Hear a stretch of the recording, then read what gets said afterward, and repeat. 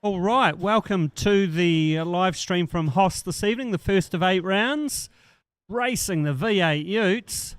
So we should be in for some entertainment with them sliding all over the place. We're going to start off with a 8-minute qualifying session for the Tier 2 drivers. I'm B1. Hello, B2. Good evening, sir. How are you today? I'm all right, thank you.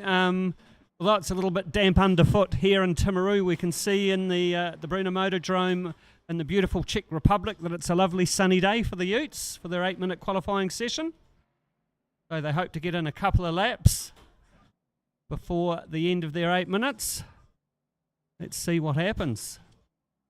Yeah, it could well be a bit of carnage tonight. I had a wee bit of a hoon there just as you arrived, Brendan, and they're very, very light in the back end and enough power just to get you into trouble. When we had the V8 Utes were in Timaru earlier this year, they definitely put on some entertainment. The characters behind the wheel as well. It was good to host them at Levels Raceway Timaru. Well, let's see how our seasoned peddlers get on behind the wheel at HOSS. A great bunch of people they were too.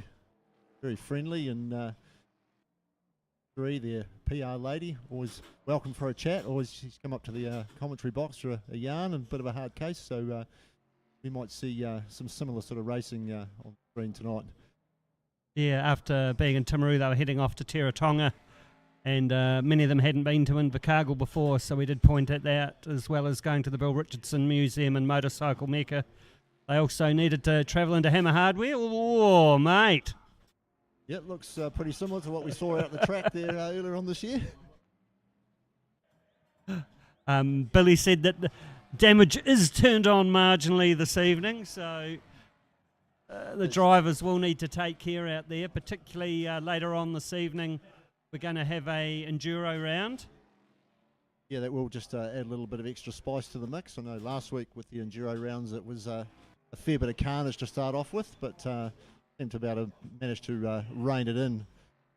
Time went on. So four endurance rounds over our 8-round season.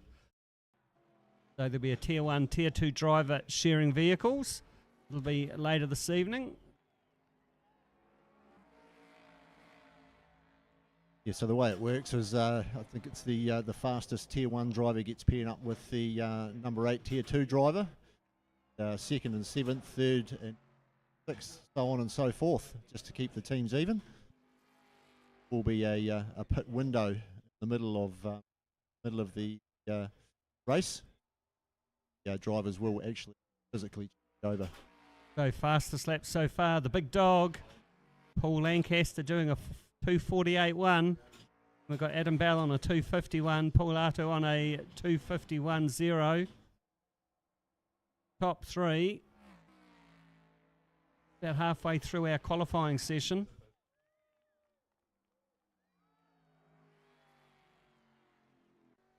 There is Paul in the V8 Ute. Onboard shot. So Paul was saying quite a challenging circuit, a lot of undulation with the corners going downhill. Yeah, definitely caught me out a bit there. It's a little bit there, sort of downhill, but it's fast straights. Into South Canterbury removals. Falcon Ute looking very smart. We've got the Kmart holding in pursuit. Pretty cool liveries tonight. See online that people were reserving their liveries. Right, so 3 minutes 30 left to go. Purple sector there from Adam Bell.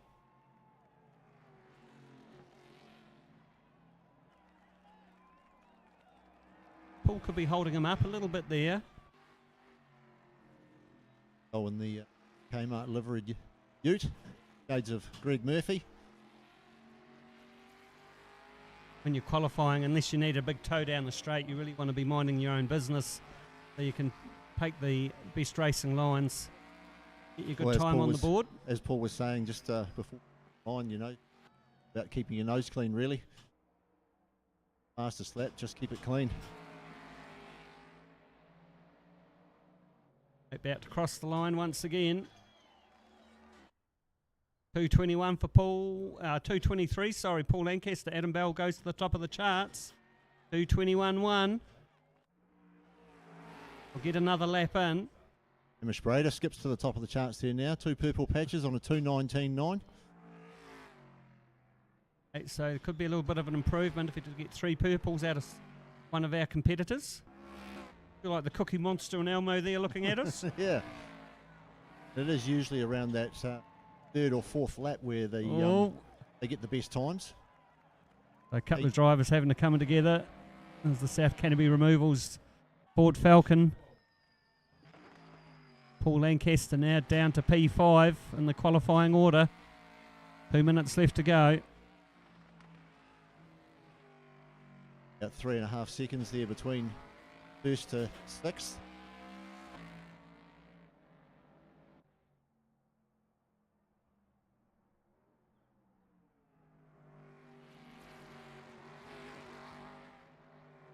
Nice and smooth. Smooth as fast.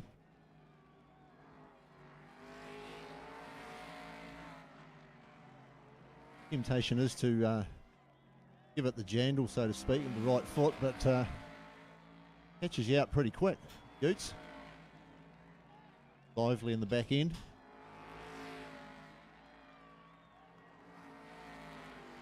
There's the HOSS livery Ute, James Swaney.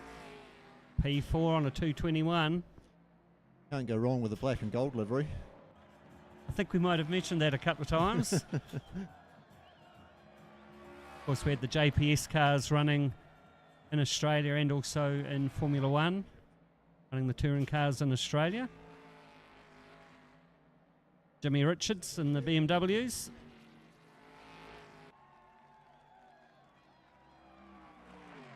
Into the last minute. 2:19.9's the time to beat from Hamish.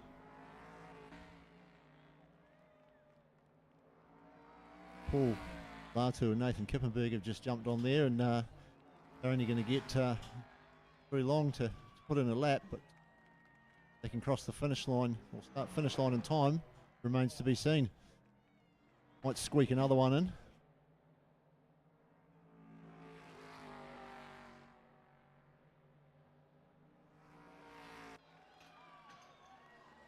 Right, what's James do? Goes up to P2 on a 2:25. One fastest sector. Paul Artu's fastest in the middle sector. So, end of the session. Can't get much more Australian than that. I suppose you could have 4 X's. Yeah. For those that can't spell beer. Boy boy instead. I can probably spell it till I've had a few of them, and it might get a bit scratchy.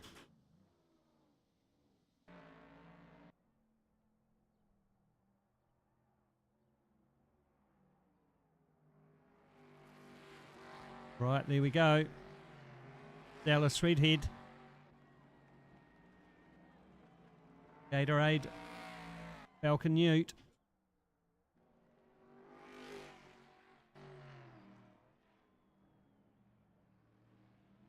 Fastest middle sector, Adam Bell, sitting on a 2:21.1. Kmart number 15.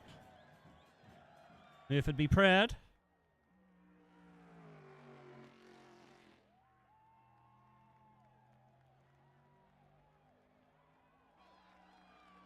Who's going to finish lap 4?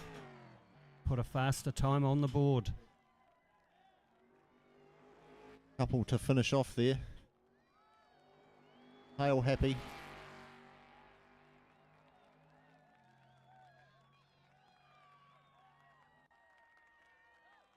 All better weather than we're having. Apparently we're going to a lot of interesting circuits in the season. Yes, I've heard. Paul was saying, so this circuit originally was 14 kilometres long. They've just cut it back slightly then. Cut it back a little bit. in current format came in the late 80s. They run MotoGP there and sports cars.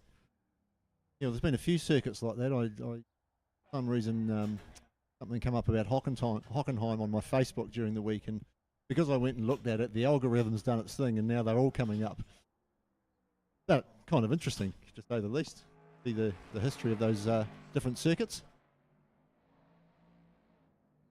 Fast drivers there definitely took their brain pulse. So the brave pulse. Anyway, qualifying over. Go.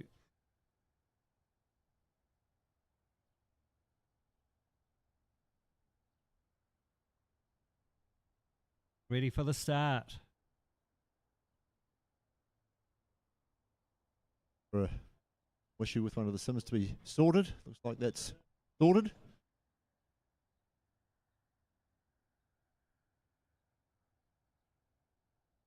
Our technical officers just going around checking all the sims. Ready for the green flag. Tier 2, race 1. And they're away. Oh, who's going to go first corner first? Don't want any nudging, do the Jim Beam car through there trouble free. So Paul getting a little bit loose there in the South Canterbury Removals Falcon. And Hamish Brader leads them away, followed by Dylan Dalrymple.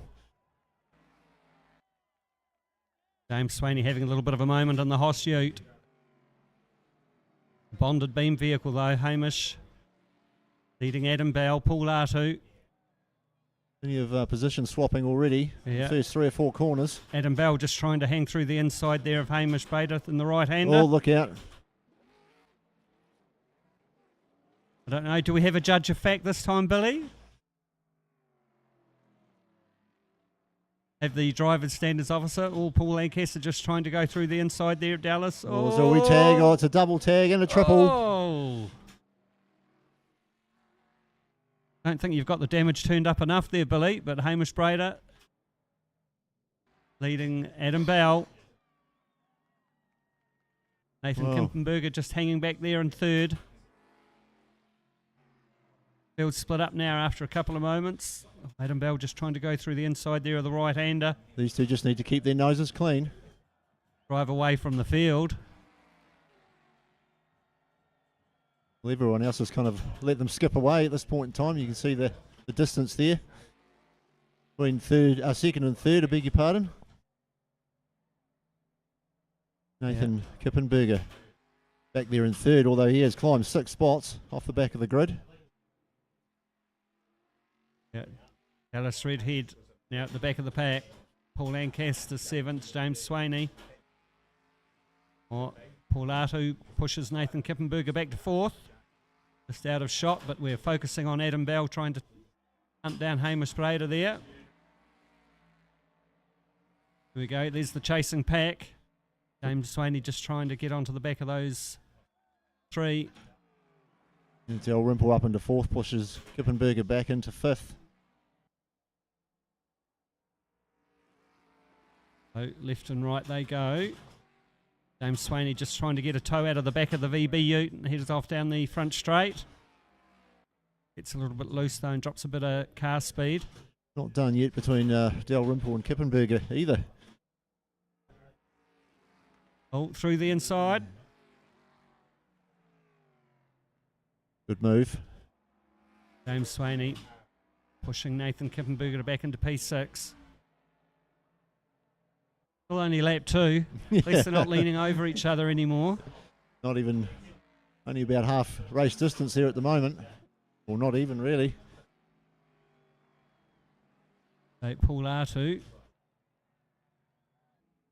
P3, Adam Bell P2. Hamish Brader still holding down position 1. Oh, another coming together there.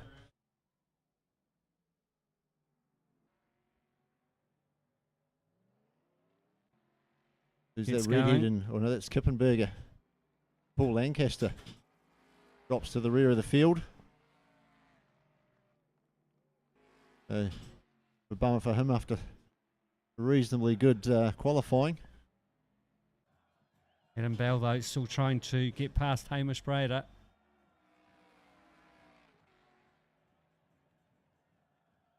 Little bit of a run does Hamish. Pulls out a few ute lengths. A little bit wide out on the ripple strip coming out of the corner. Keeps car speed. Now had Nathan Kippenberger drop to the rear of the field too. He must have had a bit of an incident off shot there.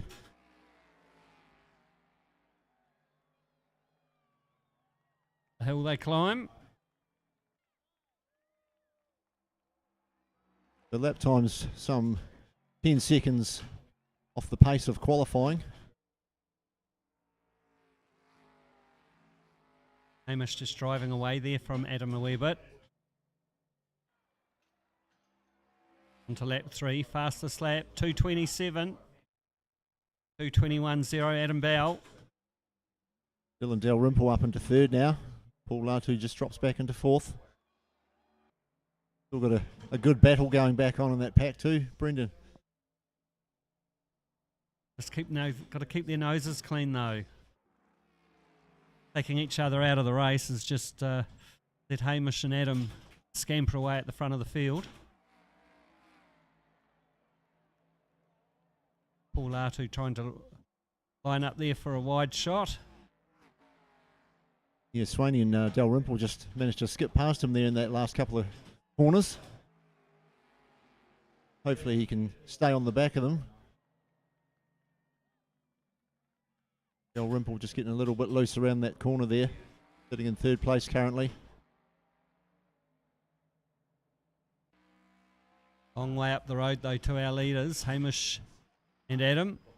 Yeah, sitting in with James Swaney in the HOSS Ute. Oh, Dylan Dalrymple just gets a little bit loose there. Yeah, good shot there to see how taily they actually are.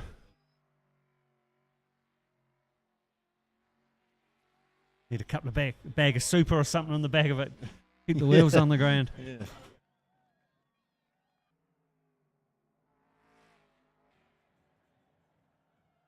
Well, who was that? Getting a little bit wide coming out of shot anyway. Adam Bell's not letting Hamish scamper away. So just keeping in his mirrors there, which is probably enough to unset Hamish Brader. Oh, a little bit loose there. Still only on lap 3 as well, Brendan. Up the hill they go. Well, I was thinking it's going to be a big night, so we've got 2 races for the Tier 2 drivers, 2 races for the Tier 1 drivers, and then we'll be having our Enduro. Might be past my bedtime by the time I get home. Yeah, got school tomorrow. Anyway, starting lap 4, race leader. Dallas Redhead in the back there, moving up into 5th position over Paul Latu, who drops back to 6th. Fastest lap. 2:19.8 in the race.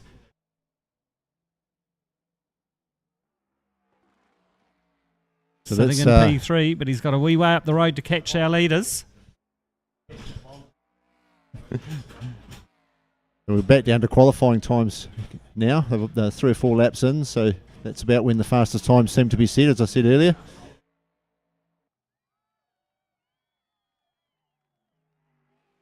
Under braking into the left-hander. Just getting a wee bit taily. James Swaney chasing in the HOSS Ute in P4.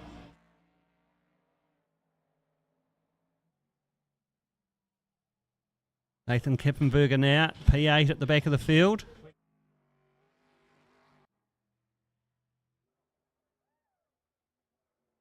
There is Nathan Kippenberger, just stacked it into the fence. Commentator's curse. Yeah, you put the mockers on him, Brendan. You might be looking forward to a VB or 2 after this round. Maybe you should have had one beforehand. Now that would be drinking and driving. Oh, Paul getting a little bit loose there in the South Canterbury Removals Falcon. Gets it back under control.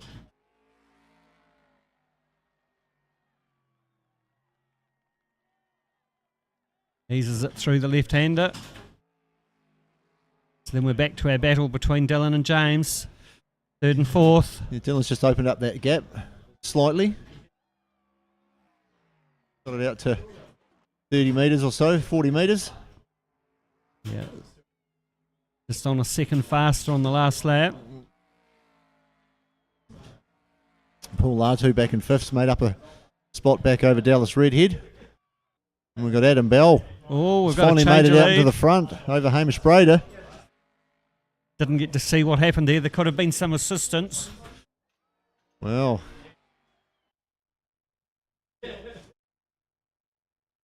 So that's cost Hamish Brader a couple of seconds. He's on the last lap. yeah, well, he's a wee way back there already, isn't he?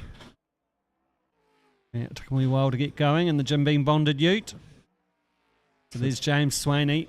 He's dropped back from Dylan Dalrymple and is in third. Just got to.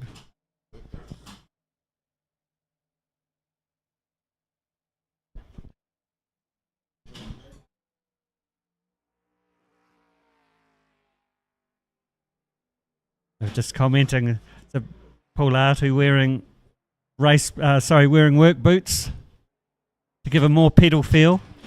Safety first, Brendan. That's right. Anyway, we're looking at Dallas Redhead there, P6. Lancaster still 7th. Nathan Kippenberger in 8th. Final lap now. Couple of minutes of racing left for our leader.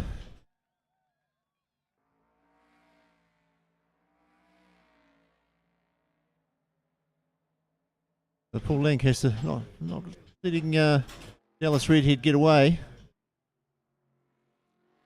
Keeping in touch. He's just got to keep it on the track. He's now turned into Mad Mike Waddett. Need his hand out the window waving to the crowd as he's throwing it in sideways. That's going to cost him that position. Any chance of taking it back? Adam Bell in the Kmart Commodore Ute. Number 15. Yeah, about 20 seconds away from taking that checkered flag. Hamish Brader has led most of the race, but had that moment out of shot.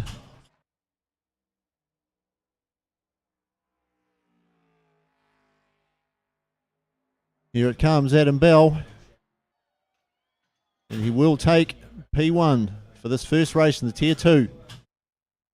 Fastest lap on the last lap for race winner Adam Bell. Dylan goes through P3.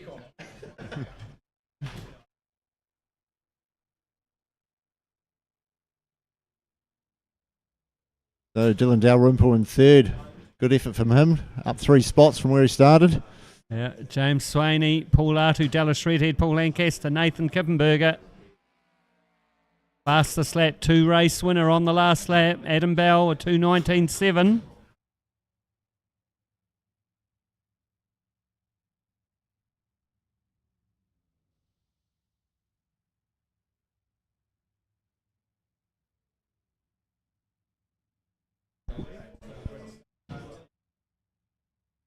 All right, so that was race 1 for the Tier 2 drivers. Now we've got a reverse grid race.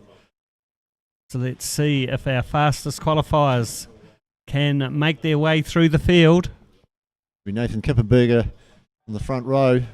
Dallas Redhead, Paul Latu, James Swaney, Dylan Dalrymple, Hamish Brader and Adam Bell. See what happens at that first corner. Obviously staying out of each other's way. Well, Quite important. That's the plan, you would think. Let's just see how that pans out. Underway now. Oh, Here we go. good start there from the Gatorade ute. A lot of them are getting a little bit squirrely off the line. Who's going to lead into the right-hander? Here we go. Oh, we've got carnage. Picked it like a dirty nose.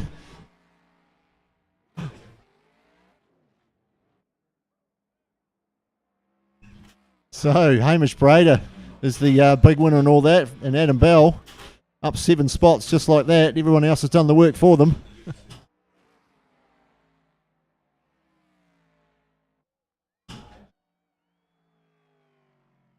Probably getting hard to get panels for your Holdens and your Falcons now, isn't it?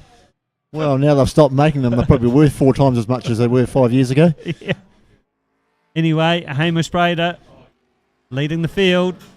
Just focusing on Adam Bell, the race 1 winner in the Kmart Holden. Oh, Dylan Dalrymple there just giving his Brembo Falcon a little bit of a wiggle on the steering wheel. Well, we're almost back to the status quo already after half a lap. After that carnage at turn 1. Right. Dylan Dalrymple also 4 places up. So he's been a bit of a benefactor out of all of that too. So Lancaster, Kippenberger and Swaney there. Right, braking for the left-hander. Then right. Different lines there between Swaney and Kippenberger as they take the right-hander. Well, even watching or any battle really, it's surprising how different a lot of the lines are. Anyway, nice and tight there from Lancaster and Swaney as they take the right-hander. Got the short climb up the hill. And to a left. Or someone there was having a bit of a moment. That's Adam Bell in the Kmart number 15 Ute. Race 1 winner. Well, I put the mockers on him, didn't I, half a lap ago? Yeah. Of course, he's lost that run. Coming up the hill. And the other drivers go round. Yeah, we've got that tight bunch there again. It's very similar to the last race. One little mistake and the potential for 3 vehicles to benefit out of it. So all in the 230s. So Adam Bell had a 2:19 in race 1. Let's see if he can make up those positions.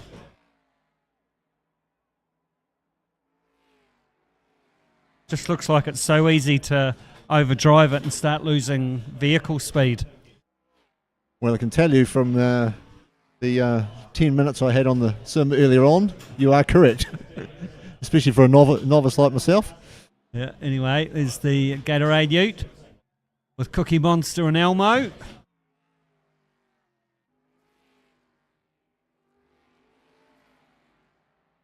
Got the Valvoline Ute there all over his tail.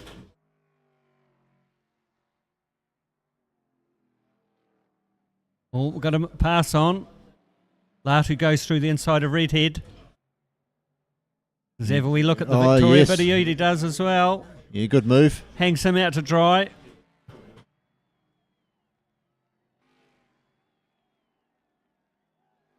Makes the position stick, does Paul Latu in the Valvoline Ute. Oh.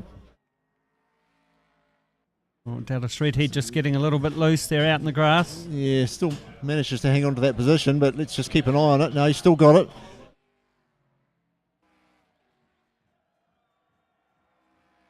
They're getting pretty loose as Dallas Redhead. So Paul Lancaster just out of shot there. He did a 250 on his last lap. Here we go. Oh, is there a tap? There is a tap there, I think. Just the lightest touch is enough to unsettle the back end of these Utes. Not sure whether we have a driving standards adjudicator tonight. Yeah, don't think Beardo's looking in. So Adam Bell, race winner, sitting P4 in the Kmart number 15 Holden. So there, Hamish Brader starting to crank up now. He's done a 220. Dylan goes through in a 2:19.8. Starting lap 3. Yeah, this is right about where those times start to come down, a couple of laps in. We're down to the qualifying times again, as we were in the last race. So Hamish Brader goes through. Dylan Dalrymple, we distance back there to James Swaney in the HOSS Ute.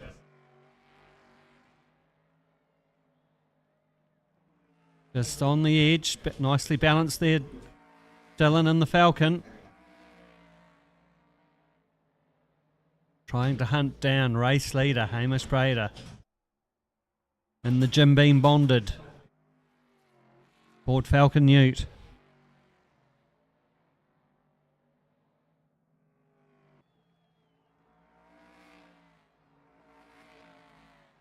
All fastest first sector.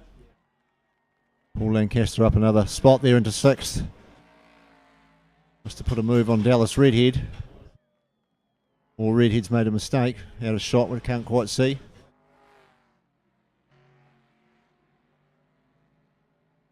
Dylan Dalrymple still trying to hunt down Hamish Brader. He's got a wee bit of ground to make up. That's sort of 50 or 60 odd metres. Then he's close enough that if Hamish Brader does have a little lock up or run wide, Dalrymple could potentially pounce on that. So James Swaney's still holding P3. Adam Bell on the Kmart Ute. P4. Valvoline liveried vehicle Paul Artu holding out 5th. Up the hill they go once again. On the picks through the left-hander. Yeah, the temptation going through those bends is just to put your foot down a little bit early. That's what will catch you out. Just need that good smooth run onto the front straight. So fastest lap, 2:19.1, Dylan Dalrymple. You're going into lap 4 now as they cross the start-finish line. So 2:19.2 there for race 1 winner, Adam Bell and the number 15 Holden. And he's got James Swaney just up the road from him, although it is a wee distance. Yeah, he's not really making inroads. Hasn't got long to go on lap 4 of 5.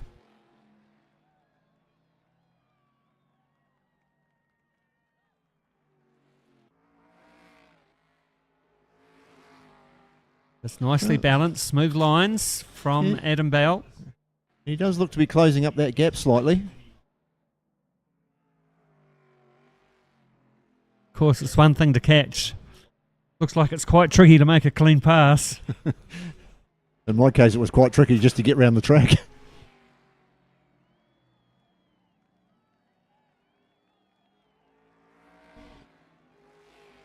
B2 has chundered in the car, my car. We don't talk about it. Morgan and I may have had that discussion at work this afternoon. Anyway. Yes, I happened to mention how I had to go on the Gold Sim last week and hopped off and had to do my commentary feeling rather sick for the whole night. So there is Dylan. Oh, he's very close to the race leader, Hamish Brader. He'll be just about to finish lap 4. Yeah, closing up really quickly now. He's just got to get up on his bumper, keep it clean. What can he do? Just going through the middle sector.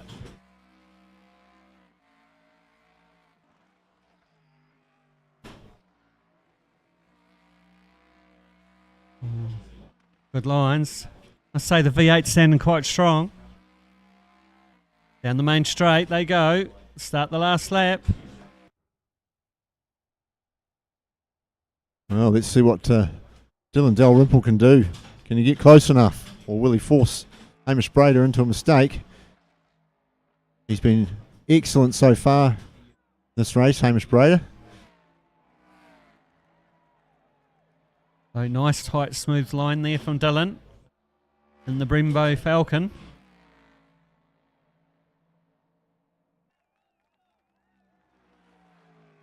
James Swaney's got a good gap over Adam Bell for 3rd and 4th. Just see them in the back of the shot.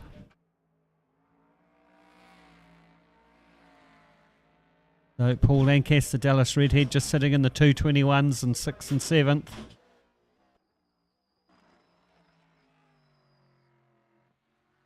There we go, Hamish Brader and the Jim Beam bonded.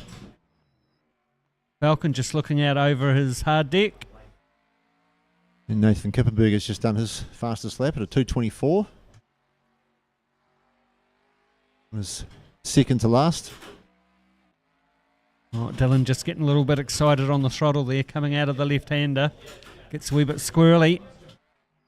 Yeah, another good shot that, looking out the back of the ute. So Dalrymple just closing up on that last corner there too. He's got less than a minute to be able to do something about it.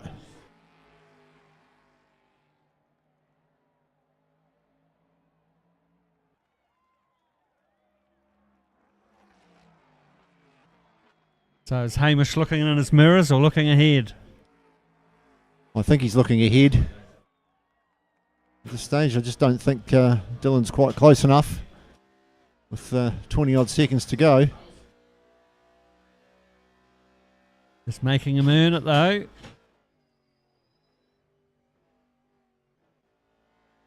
Oh, to the left-hander.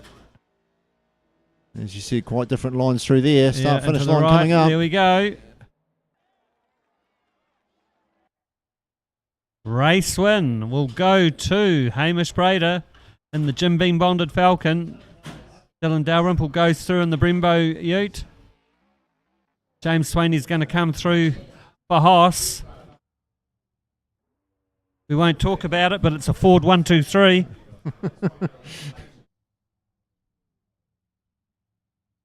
First Commodore home, Adam Bell. Yeah. Fourth. He goes through for the general. There's Paul Artu and the Valvoline number 25 entry.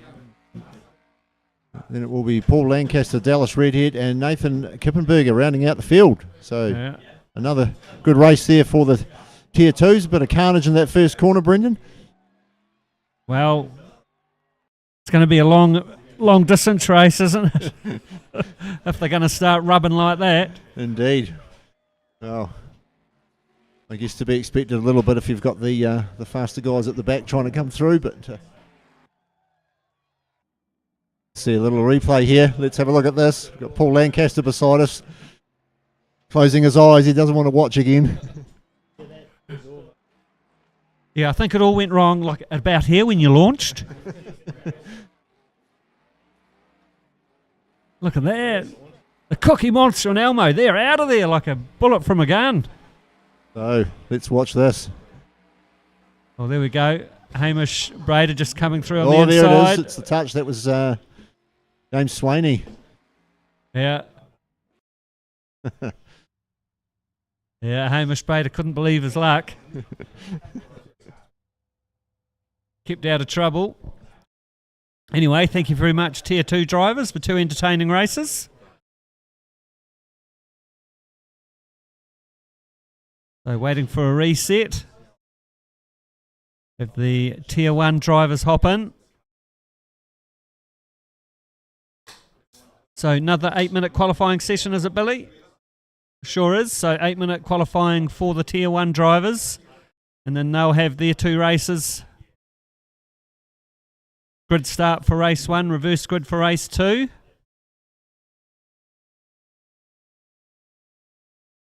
So, Mr. Lancaster, what did you think of that in the South Canterbury Removals Falcon Ute? Oh, I just need a few more laps, just starting to get the hang of it. Pretty light in the arse end, but a lot of those downhill corners definitely lighten the rear up. And once they go, they're pretty hard to hang on to. Yeah, so first corner of that second race, just locked the brakes up, went straight off ahead, and then there's a bit of carnage in behind, and then for it was pretty much no mistakes after that, but everyone else in front must have had a pretty clean race, Brendan.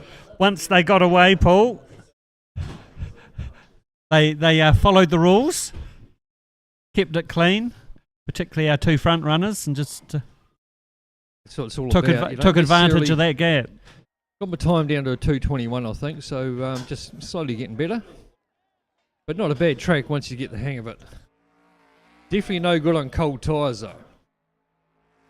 Yes, we were watching the times come down. It took 2 or 3 laps for the times to approach what the Utes were doing in the qualifying session. Anyway, so we've got the Session the fast 4. eight, the Tier 1s out yeah. there. Circuit Brno Mazarenk in the Czech Republic. I don't know if you've filled them in, Brendan, on anything on the track.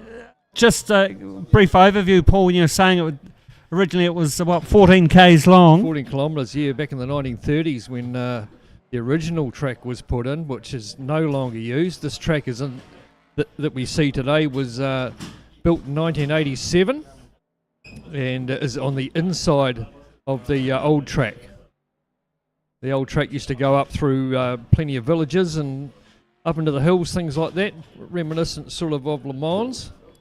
But now 5.4 kilometres the track is now.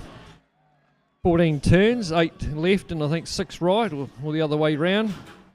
But lots of up and downs and undulations and uphill and downhill sections. So you've got to be careful where you want to throw it in.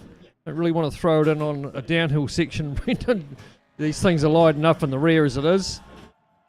But yeah, we were noticing that from the outdoor footage, just the drivers just trying to keep that very fine balance between steering wheel and throttle. That's right. Try and keep this vehicle speed up without getting too loose, because we saw once they started to step out, it looked like that they were quite hard to grab back. Certainly are. Basically, it'll take your foot off the accelerator and let the mechanical grip try and straighten itself up. There we wait. So they've had a wee squid now. We're Had a wee going to have practice. 8 minutes. 8-minute qualifying for round 1 for the Tier 1s here at Brno in Czechoslovakia. The V8 Utes, the various liveries there. The VB Ute. And the Rowley one, well, look at it, Metallica. Looks pretty cool, Brendan, in that livery. They've got 69. B2 very excited here with Metallica on the back of it. So we know B2's a big Metallica fan. I do believe you've got tickets, haven't you, B2? He does Is that have right? tickets. Way to have we listen. Alex Sprague is in that Metallica Ford Falcon. Much too young to be listening to music like that, Paul. Yeah, you know, Brendan. You know what I was doing when I was 15. I bet you he wasn't listening to half of that stuff. You were chasing Wild Woman when you were 15, let alone Paul. doing half the stuff we used to back at 15. But anyhow, this is going to be interesting stuff. The fast 8, the Tier 1. Got all the heavy hitters in there. Got Morgan Dorr, the old super sub from last season. He's got a main game drive this time. Braden Carroll there in the Kmart Racing, a former Tier 2 champion. Of course, he was pretty much unbeatable last year, wasn't he, when he sailed out to a huge lead. Could have got away with not going in the last round. He had that many points up, but he stepped up to Tier 1 this year. So the Tier 2 drivers dipped their toes into the 219s once they'd got their eyes dialed in and the tyres up to temperature. We'll see what the Tier 1 drivers can pull out of the bag. Yeah, I'm guessing maybe a 16 or a 15 maybe. You have to keep an eye on it. You see a big tank slapper there from Alex Sprague in the 69 car. That's Johnny Small in the HOSS livery car too. Johnny, another contender. Yeah. Must say they do sound good through the speakers. Do sound pretty good. They look pretty good too, the liveries too. None of them are really much of a dud. Jim Beam bonded one there. That's Andrew Bruce. Of course, the front three vehicles very close to each other, and in qualifying you don't want to be racing another vehicle, do you? You want to be doing your own That's thing, right. getting You the see best Shane lines. Egger there. He's just he's at the back of the bunch. He's just giving himself some clear air. Really, you only got 2 laps. By the time you do 2.5 minutes on that lap, you might get a third one in if you're lucky enough. So it'd be interesting to see where they all end up. There's a few guys here. Billy Manson too. He was here doing some laps before racing tonight, just to get a bit of a feel for the track. And Nick McPherson, another dark horse in there, qualified second for the Tier 1s here a couple of weeks ago. So But, young Alex Sprague's put in a purple first sector. yeah, well, obviously he's the benchmark, you might say, Brendan, that they'll all be keeping an eye on. No Corbin Sprague in the competition this year, just Alex. Interesting to see how Braden Carroll can handle the tier ones. We know he was pretty good in the tier 2. So long lap. In 2 minutes 20 odd, she's pretty long lap. And only 5 lap race, so you really can't, the ute doesn't come on till about lap 3. It takes a couple of laps to really get some temperature in. You'll see a big slide there. Managed to get it back though. This is quite a nice wee corner, this one. You can glide right over the top, getting lots of air there, Alex Sprague, and getting all out of shape. It allows Johnny Small up through. Johnny Small purple in the middle sector. They're all pretty close, those front 4. Like you say, I'd be giving myself a wee bit of clear air. Or if you didn't know where the track was, like it was for me, you just follow someone round. Let them pick where you're going. All right, across the stripe they go once again. 2:17. And then, 2:17 for Braden Carroll. 2:17 as well. 2:17.588 goes to the top. Alex Sprague at 2:20, so he's got a wee bit of work to do there from 6th place. Shane Egger yet to post a time. He shouldn't be far away. Here he is. And he'll be coming around right-hander and up the hill. Long drag up this hill here. Keep her in 4th gear. It almost crying out for 5th gear as you get up over the top. And you can go past the 100-metre board there, just about to turn and chuck her down to 3rd. Really ride this one round. And then try and get on the inside of this corner as well and carry as much speed as you can down the back straight. Or the front straight, I should say. And we'll see what Shane Edgar does as he comes across the line at 2:21. So I'm not too sure how many of these guys have been putting in any practice laps, Brendan, but certainly an hour or so practice would certainly drop your lap times by a couple of seconds anyway. So Braden Carroll at 2:17.588 plays Nick McPherson the 2:18.2. Alex Sprague purple in the first sector, so we'll keep an eye on board with them now. A bit of a sideways exit there through that right-hander. Down the straight here, you'll be picking 5th gear. And then you'll be down to 4th, down to 3rd. You can brake quite late into this corner. Ride the brakes around. And this is the downhill section that you've got to be very careful of. Then it comes uphill again. And then around this left-hander, it's go up over the crest. And you'll see just getting out of shape there was the man in front.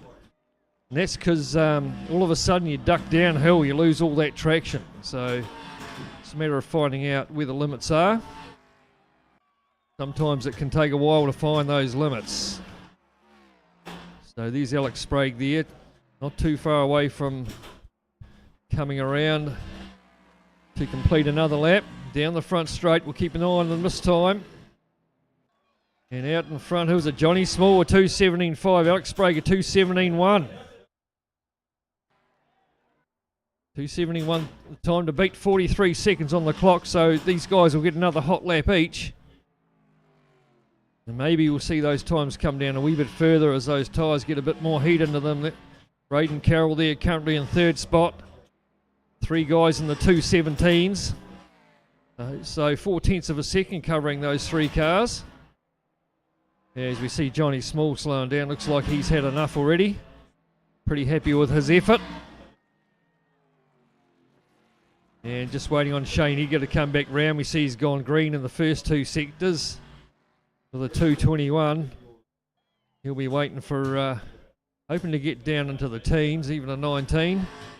Get a couple of spots. Here he goes now. The South Canterbury Removals Falcon comes across the line at 2:20.4. And Alex Sprague is 17, so 2.5, 3 second gap first to second. Here's Morgan Dorr, the super sub. He's got the Gatorade livery on that Falcon. we slide into the corner. Yeah, he's got the Cookie Monster and Elmo riding with him tonight. Purple first sector for Morgan Dorr and the Gatorade 26 Ute. Yeah, it's looking pretty good for him, isn't it? So time is up, so we're all on the last lap.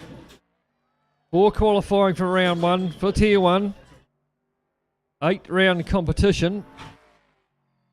And if you just tuned in, we're at the Brno track in Czechoslovakia, the Brno Mazarek circuit. It's had 4 or 5 different setups over the years, and really wasn't used after World War II for quite a while, and then they decided to get it up and running again and ran a lot of motorbike races in the early years. And of recent times on this track, they've had the MotoGP bikes on it, as well as sports cars as well. So here we go, someone getting out of shape. That was Alex Sprague coming around on his last hot lap. Braden Carroll jumps up to second at 2:17.2. That's a good lap from him. Yeah, Morgan Dorr, keep an eye on him though. He's gone purple in the first sector. Here he is in the Gatorade Falcon. Come down the front straight. Let's see what he can do. Green in the middle. Looking pretty good for him. At the moment he goes through.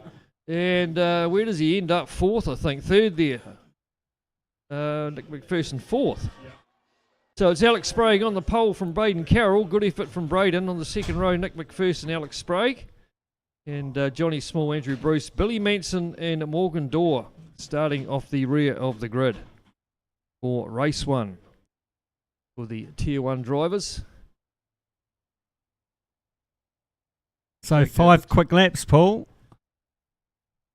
Right, so the 5. So waiting on the lights, 6 lights. Of course, you've got to wait for the lights to go before you can pluck a gear.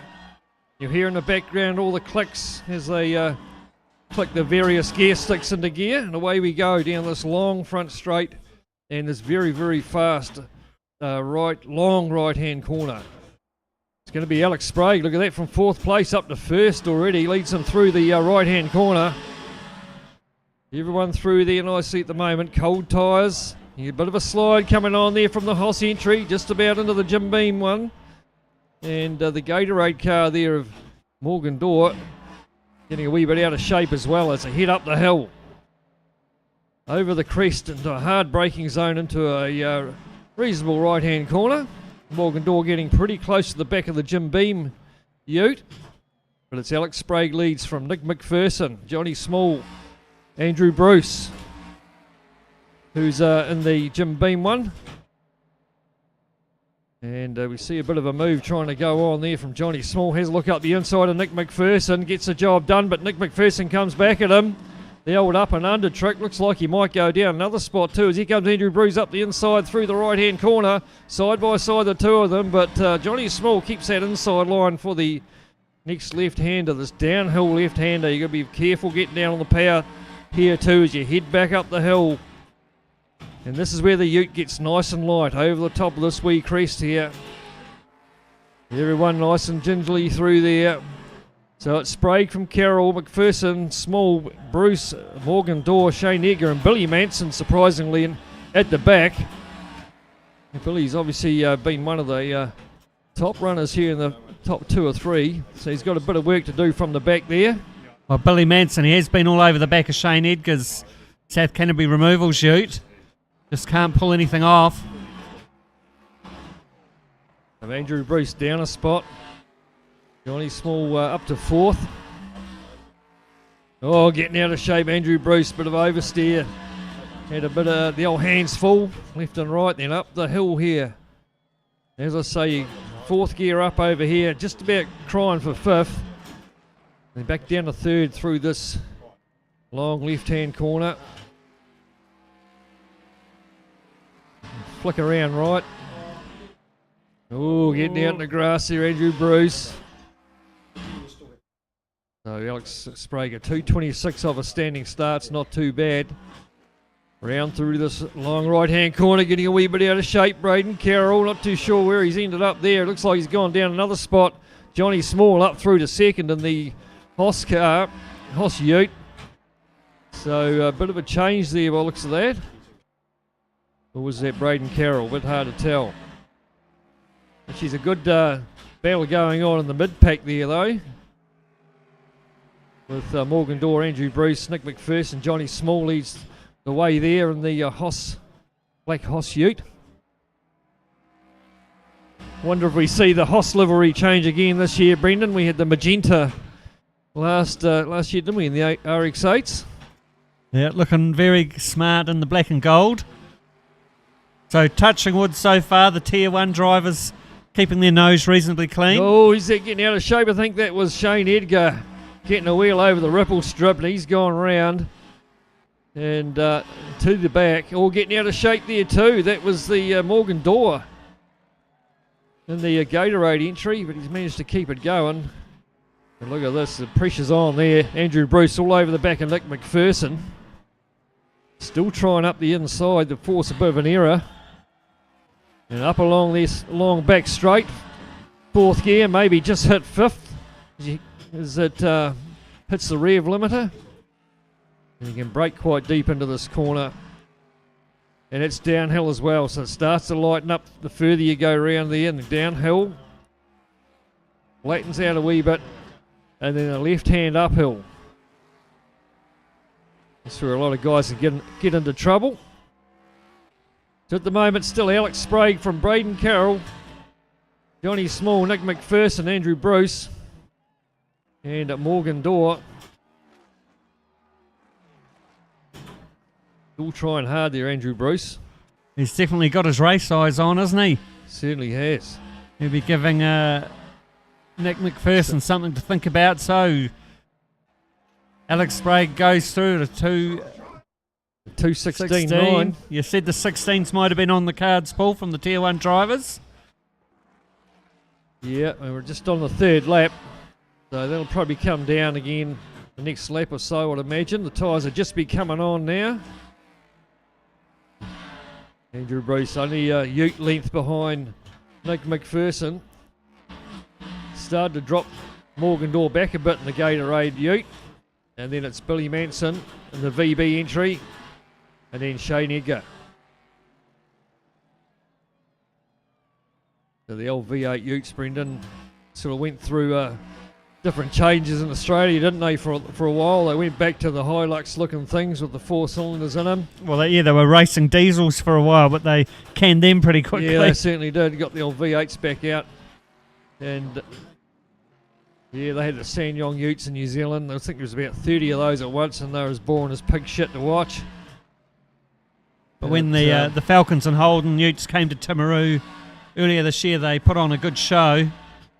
And they did say that they had been buying a couple of utes out of Australia because they're not campaigned over there anymore. There's a few sitting in garages. Yeah, I think it's quite strong, the ute, the old ute series. Oh, who was that getting out of shape? Morgan Dorr on the back of Andrew Bruce. And might have been a come together between those two. Yeah, someone at the back there. I think that was Morgan Dorr. Or Billy Manson, perhaps it was, having the big moment. It was, yeah, Billy in the number 24 VB sponsored green ute. He's gone to the back of the pack. He was giving Morgan Dorr a bit of a shake-up. But there's the race leader. 2 purple sectors. Alex Sprague. That's right. I wouldn't mind betting we see a high 15 sometime tonight from Alex. He comes round the penultimate corner to get on the back straight, just sliding her in nicely, keeping the speed on down the long front straight. Let's see what he does this time, a 2:16.6. And then we go back to Braden Carroll. There's someone getting hassled there in the background. I think that's Andrew Bruce, still trying to get past yeah. Nick McPherson. Yeah, he'll try and have a dive up the inside. Gets a wee bit out of shape, just about takes McPherson out. McPherson goes around the outside to hang on to that 4th spot. So looking a bit all over the place, Andrew Bruce. We've seen here a couple of weeks ago AB2 with Andrew Bruce running in the Tier 2 at Melbourne. And didn't have a very good night at all. He'll be hoping for a better luck tonight. And at the moment, sitting there in 5th spot. And behind Nick McPherson. This the leader just going up round the corner. Then you've got the Kmart entry of Braden Carroll, Johnny Small, still hanging on to third place in the HOSS entry. Then Nick McPherson in the new line. So Billy Manson's got past Shane Edgar again. Yes, I wonder if Edgar might have had another moment. Don't know if he's done much testing in these things. And all you need is really an hour in these things just to get used to the track and used to the ute itself. They're all over the back of him there, Andrew Bruce. Let's see what he can do this time down the back straight, you could call it. Fourth gear up to fifth gear momentarily. Here's a wee dive up the inside, no way through there, gets a wee bit out of shape. Does Nick McPherson, opens the door up for Andrew Bruce and through he goes. That's all about keeping the pressure on. Nick McPherson's going to come back at him though up the inside as the end of the left-hander. Bruce is leaving him enough room. But try and do the crossover through the right-hander up the hill. So she's busy stuff. Yeah, so Andrew's made it stick on the Jim Beam bonded Falcon. Up to fourth. Round through the last corner. Fastest lap of the race, Braden Carroll, 2:16.660. Look at that. 10th quicker than Alex Sprague. That'd be a feather in his cap if he can hang on to a fastest lap. So starting lap 5. So now Andrew Bruce has got past Nick McPherson. He's pulled out a good half a dozen car lengths. So all keeping it pretty tidy. Apart from obviously those couple at the back that have had a few issues. It's Braden Carroll and there's Johnny Small. Keeping it nice and tidy. None of those guys close enough to force any sort of move on each other at the present. And you'll just see Andrew Bruce starting to pull away from Nick McPherson a wee bit. 6 or 8 ute lengths between the two of them. And just enough to keep the pressure off for Andrew Bruce. And then in the background there, Morgan Dorr. So well spread out in the tier 1s. Leaders just started the final lap. There's the rest of them come around. Another wee slide on there from Andrew Bruce. And looking pretty sharp at the moment. Not a lot of curbs being taken by many of the drivers. They're sticking to the inside. Might hit the odd ripple strip on exit. Yeah, we've seen in the race previous Alex Sprague getting airborne with a couple of wheels on the inside curb. So if we go and see where the leader is, he shouldn't be far away. There he is there, Alex Sprague. Huge lead, just a nice wee slide going on there. He's got the feel of that ute quite nicely. Just riding the knife edge as he heads up the hill for the last time. So it was the purple first sector there for Alex Sprague in number 69. Through the left-hander, nice wee slide, set it up for the right-hander to come down and take the checkered flag and the race win for the first race of season 3 for the tier 1s here at the Brno circuit. 2:16.1, fastest lap to finish it all off. So great stuff from Alex Sprague. Second will be Braden Carroll, third will be Johnny Small, and then fourth Andrew Bruce holds on in the end. And then Nick McPherson, Morgan Dorr, and it should be Shane Edgar, and then Billy Manson coming home in that 8th place. If they stay where they are, here goes Edgar now. The South Canterbury Removals Ford Falcon. And then Billy Manson will be the last man home. So he's on the back foot already early on in the championship. There he is just coming around the corner in the background there. And to finish. So reasonably tidy stuff there for the tier 1 drivers. And Alex Sprague, where he left off last time he was in. And Shane Edgar, just he'll be feeling a bit like his old man at the moment, getting bashed around a wee bit. Back in the 2K Cup days. He's had enough of that. The good stuff, Brendan. I'm pretty sure Alex Sprague will be happier than Chris Dunn tickling his pro straight right about now. In fact, probably not that happy, but he'll be pretty chuffed with himself.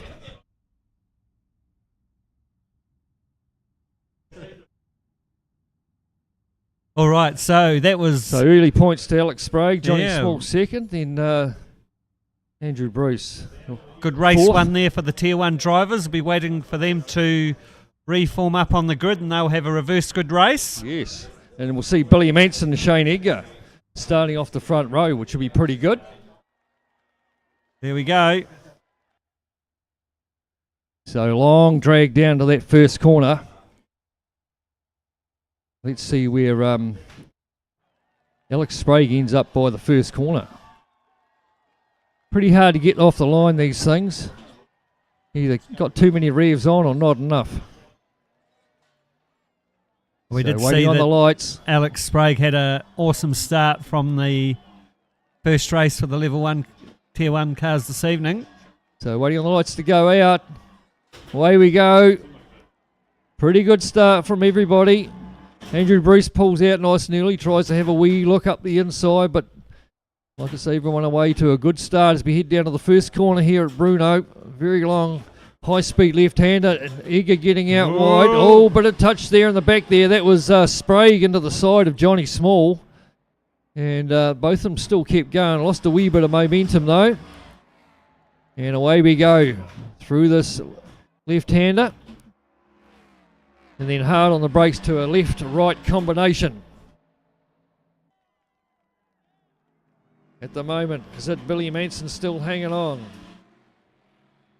So Still through hanging the- on. yep. Shane Edgar. Getting a little bit loose there, Alex Sprague. Yeah, someone's not too happy there in the background. But Billy Manson in the lead now. Edgar back up the inside. Well, Morgan Dorr Dawes trying to go do around the outside. some Alex random Sprague manoeuvre. up to fourth or fifth. It's pretty tight through the right-hand corner. Getting a wee bit out of shape there, Billy Manson. Shane Edgar comes back at him. Through the left-hander, still too wide. Still Manson from Edgar. Here comes Andrew Bruce. Up to this off-camber left-hander. Drops back down over the hill here. A wee short splurt and back up the inside. Still Manson hanging on from Edgar. Then it's Sprague up to third, getting a wee bit out of shape there. Andrew Bruce gets it flicked back onto the track. Morgan Dorr there on the Gatorade. Coming under some pressure there from Braden Carroll as well. And then Nick McPherson and Johnny Small at the back. So the big mover, Alex Sprague, up to third already from that. Oh, who's that out of shape? I think that was Nick McPherson. Dual cold tyres, getting a wee bit greedy there on the accelerator. Here goes Sprague up the inside of Edgar. On the drag up the hill. Edgar's got the inside line though for the next corner. Just got his nose in front as well. As they head up the hill on board with Alex Sprague. Let's see the different braking lines into here. Sprague tries to go around the outside. Looks like he might have made it stick. He's got the inside line for the right-hander. And as long as he can hold it there, looking pretty good. It's a great passing move there from Sprague up to second. Puts Edgar down to third, and here comes Andrew Bruce. A little bit of a touch there between Sprague and Edgar. Down into the very long right-hand corner. Here comes Johnny Small up. all over the back of Carroll. Braden Carroll. Carroll getting a wee bit of a slide going on. And that's Morgan Dorr in the Gatorade number 26.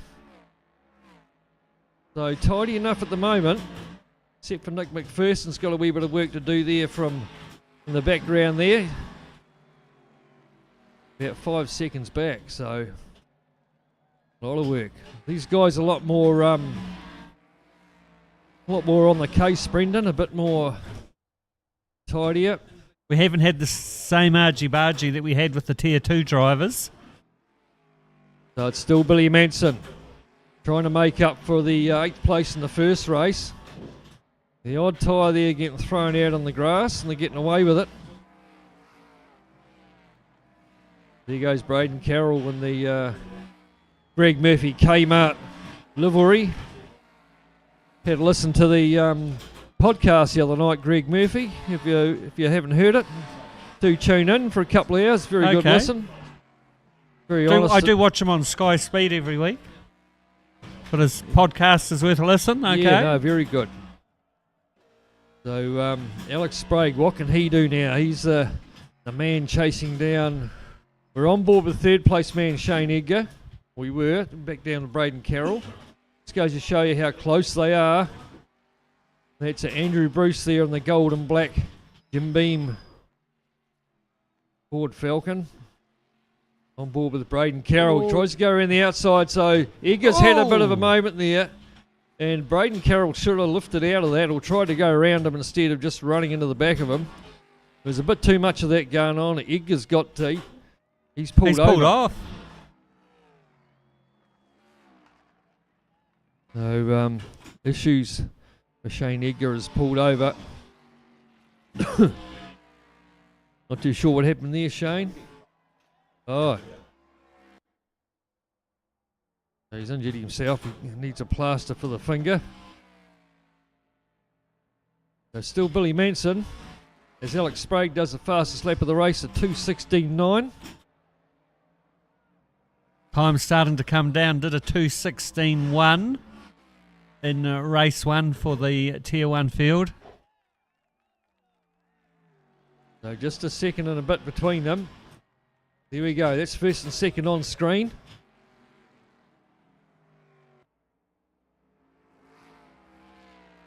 And then we bay back to Andrew Bruce now, who finds himself in third. Here he is in the background. He's starting to come under a wee bit of pressure from Braden Carroll in the Kmart Holden. Here's the battle there. Just a ute length between the two of them. So a couple of good battles going on between these top four. And then Johnny Small starting off the rear of the grid. He's up to fifth. And then Morgan Dorr, Nick McPherson and Shane Edgar, a DNF for him. Look at the wee slide going on there from Billy Manson. He's obviously got the feeling right in that car, in that ute. But he goes Sprague up the back straight. What can he do here? He'll try and set up the pass up the inside. Manson comes across defensive in the middle of the track. Sprague comes across left, hoping that Manson was going to follow him. And he could have ducked up the inside, but Manson stayed tight on that inside line. Down the hill, into the left-hander. Up over the crest of the hill, then another wee downhill. You see it just dive down there, and Manson gets a wee bit out of shape, then right through this corner, up the hill again. We've seen him have a good pass around the outside last race. Alex Sprague, he's going to try and replicate the same thing as he down in the braking zone. He'll be a wee bit later on the brakes here and try and hold it out there. And look at that, it's got the job done before he's even halfway around the corner. So great stuff there from the young fella. And this is the battle for third going on. Braden Carroll up the inside of Andrew Bruce.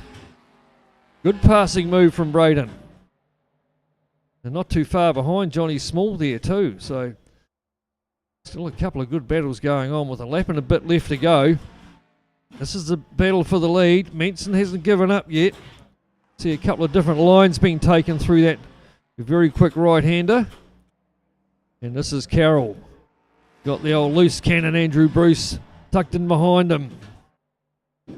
Down the hill. And Johnny Small's not out of it either. He's just there waiting for something to happen between these two. That's right. If something happens, he'll be through. And who knows? I mean, more than likely could happen. Wee slide going on there from Bruce. Just upsets the ute a wee bit. Gets him out on that ripple strip. So down in the braking zone, you go way past the 100-metre board. Down to third gear, down through here. Try and stay as wide as you can before you turn in. And then be very patient down through here. It's all downhill. You get to about this point here and then it starts heading uphill again. And this is the real tricky one. Uphill then downhill. Halfway around the corner. Throw it in right here, then run it out wide. Try and keep as much speed down this back straight as you can. Fourth gear. You'll pick fifth gear here before you get to the braking zone. Fifth gear. And then Very late on the brakes. You see how late on the brakes Johnny Small is there. Down to third. Using as much of the track as he can. You'll find a lot of these guys aren't using clutches. Only really used the... getting a wee bit out of shape there. Andrew Bruce has lost a bit of momentum. This could open the door up for Johnny Small up the top of the hill. But not quite close enough. And then the kick, and then brake very late into this. You almost brake on turn into this corner here. Very patient mid corner and set it up for the run down the front straight. 2:16.5, fastest lap of the race, Alex Sprague. And leader's just started the... he's pulled over Alex Sprague, is he? Still one lap to go. So Alex Sprague's pulled over. He thought that was the last lap. And he's fallen down to 5th place. So I know the feeling. I've done that before myself, Brendan. Not that long ago, in fact. What school does he go to? Obviously he doesn't do maths. So Billy Manson, what a gift. Don't mention maths. Peter will have the maths books out when he gets home tonight. So Billy Manson now, no pressure whatsoever. He'll be wondering what happened to Alex Sprague. And who knows, we've seen it come down to just a few points in the championship last year. You don't want to go making mistakes like that, especially early on. You want to be banking as many points as you can. Look at this mid-pack battle though. Andrew Bruce, Johnny Small, and then Alex Sprague trying to grab some spots back. But it could be stiff shit for Alex. He might be lucky to get through. There's only half a lap left to go. Billy Manson finished last in the first race. He's going to finish first in this one. Braden Carroll, he got good points in both races. Looking pretty good for him. And Andrew Bruce sitting there in third at the moment. That's him up in front. Here goes Alex Sprague on board with him at the moment, trying to get on the back of Johnny Small as they head up the back straight. Go past the 100 metre board, wang her down. Throw her run as you downhill through here. Run her out wide. But no one in front's making any sort of false move at the moment, which is going to give... there we go. I just mentioned that. Johnny Small flicks her out over that wee crest like I've been talking about. And it's got to be on the throttle a wee bit early. And it's going to cost him a spot. And Alex Sprague gets one back in the end. With a corner... or 2 corners to go, but here comes the race leader. Billy Manson's going to come down and take the checkered flag. And then it's going to be Braden Carroll. Good points for him for the first round. Andrew Bruce is going to take third. Alex Sprague, a bit of a mistake there. Thinking he'd cross the line. And finishes in 4th. So, lost a few points there. And then Johnny Small, Morgan Dorr, Nick McPherson. And then Shane Edgar, a DNF. For race 2 for the Tier 1s. So good stuff, Billy Manson. What do you think of that, Brendan? I think Billy Manson's going to be quite pleased with that. Don't get a gift like that every night. Wasn't too happy after race 1, but we made amends for it up in that one. And Alex Sprague, well, Peter Sprague will be getting the maths book out tonight to get home. This is how we count. How many fingers on your hand? That's right. Do an extra one if you have to. So you need a Wimo hand. All right, so good 2 races Wimos, there. I'll hand you over to B2 for some comments on that race. So good race there from the Tier 1 drivers. Reasonably clean. Yep, very clean actually. Yeah. No, compared to those just sitting watching, listening to the commentary either side of me is good. Listen to the big dog. Yep. So he'll be getting ready for the long distance race this evening. So who's starting out of you and Shane there, Paul? Don't know yet. We haven't had those team discussions. Okay. So we've got a 1 hour race, haven't we, Billy?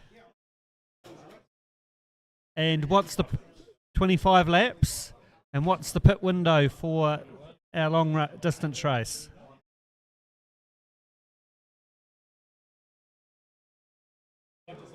So Okay, so 25 laps.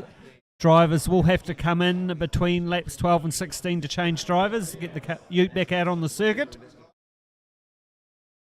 So we've seen a fastest lap this evening, a 2:16.1 from Alex Sprague.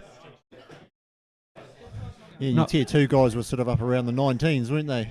Yeah, so Fastest laps, and as we said earlier, it's the fastest Fast 8 driver teamed up with the number 8 in the tier 2, and second versus 7, or with 7th, third versus or with 6th, and so on. That keeps things fairly even, or as even as they can be. So a strategy, it's who starts. Well, You put your number 1 driver in first or your number 2 driver? Well, it was almost a 50-50 mix last week, or the other week when they did it. So I guess that's up to the team captain to make that call. Yeah. Do you want to chase or do you want to be chased? But good drive there from our tier 1 field. Alex Sprague will be ruining the miscount. As we say, we'll see how that pans out over the season.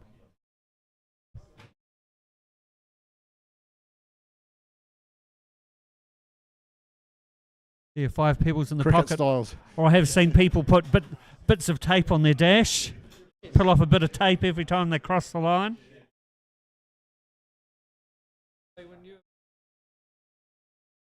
So you can remember how many laps you completed. Very hard to keep track of the laps when you're racing, though. Generally, we do have a last lap board just to help you race drivers out. Cricket counter. The cricket counter. But it looks like the drivers are enjoying our circuit, our sunny sojourn to the Czech Republic. Yeah, as opposed to the rubbish that's outside here in Timaru at the moment. Like Paul was talking that the circuit didn't really kick off until the late 80s. Of course, the Czech Republic was behind the Iron Curtain there for a while, so motorsport probably wasn't high on their priority list. Well, imagine running your class of Skodas around the 14-kilometre circuit. Could have been interesting racing. Then to take revenge on New Zealand, they've now sold Skodas to the police force. Well, we had the Trekker. Yeah. It's all Skoda powered. I know. Our illustrious New Zealand assembled vehicle. Trying to make a Skoda look like a Land Rover on a budget. Yeah. Yes, they did have a habit of falling over, unfortunately. My dad was unfortunate enough to own one, but it had already been rolled when he got it, and that was in the 70s. It got rolled outside the pie cart in the main street of Waimate. I don't really want to know the story behind that, but that's how he got it.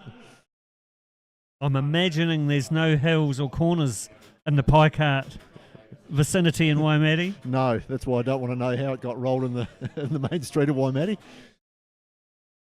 But an interesting thing for me to learn to drive in, nonetheless. Gearbox back to front, no brakes, no exhaust, no windows. It's the ultimate farm hack. At least it had a roof, unlike most quad bikes. Well, that's true.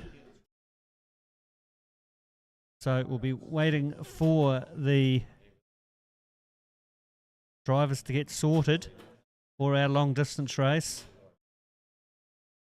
So we're just having a sim test there, are we, Billy?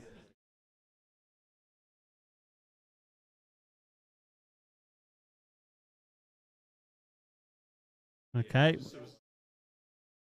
Okay, so the machine was a little bit hard to drive. That's the sim that Morgan Dorr was in earlier, just requiring a little bit of maintenance. No, we've got the thumbs up. It looks like it's ready to go. So the drivers are having discussions. We'll see who will get in. So are we still having a qualifying session for the long distance 25 lap race, will we, Billy, or are we just getting straight into it based on qualifying times? that we've already set this evening? New session for the long distance race.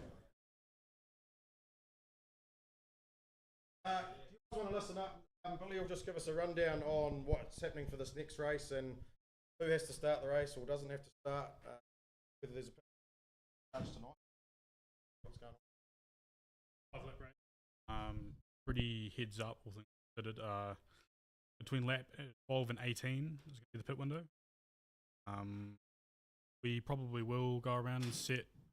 It'll be a set fuel load that you get in a set tires. So you won't be able to customize that for everybody. You might just stop. We haven't.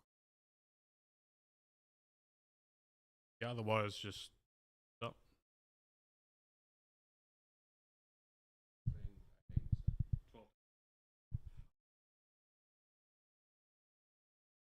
So.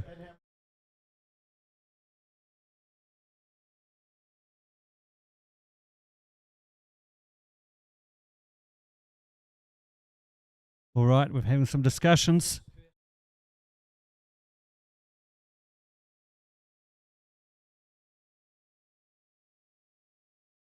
Okay. So the team can... So that whoever you wish to put into the car to qualify will start the race. So consider that for your strategy as well. You're at that time, Andrew Bruce?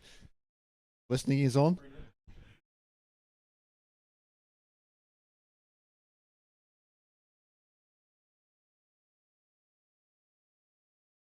All right, so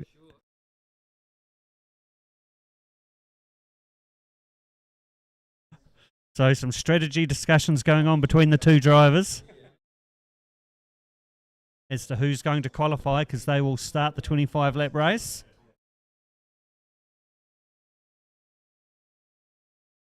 Each person wanting the other to do it. Yeah. We've got too many volunteers sticking their hands up. Is it paper, scissors, rock? Flip a coin. Well, it's just about at that stage.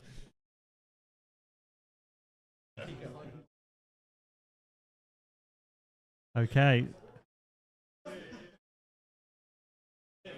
So you can probably hear the chatter in the background of all the strategies going on amongst the Tier 1 and Tier 2 drivers and teams.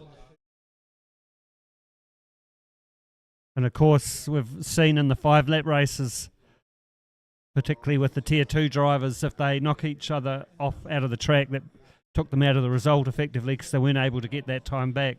At least with 25 laps, if there's an incident, you do have the opportunity to make time up. Yeah, that's right. You're right with the Tier 2 drivers. I think it's all about keeping it clean for them. If they can keep it, between the ditches and keep it reasonably clean, and that then gives their Tier 1 teammate the chance at the end, or, to maybe bring it home, depending on who starts and who comes in second. Oh, you can have tyre blankets. Man!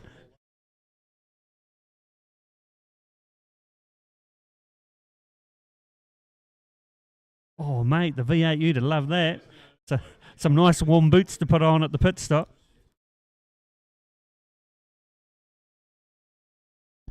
So, damage multiplier. Oh, what's that? 20%.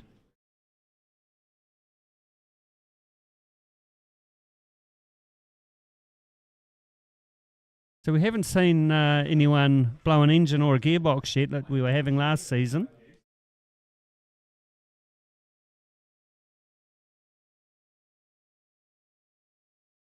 Yeah, much longer race this time around. Let's wait and see. Who's going to bring it home, Henry or the General? Yeah. So, big dog Paul Lancaster, who's starting in your Ute? I might start because leave the fastest man to come home. Try and keep it consistent for a few laps and hand over to Shane, who no doubt is probably a bit quicker than me. Sounds like a pretty good plan to me.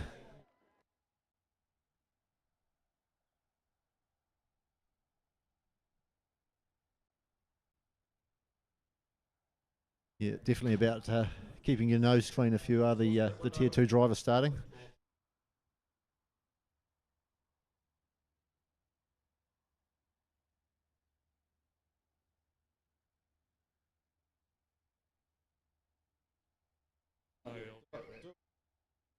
Try and be clear.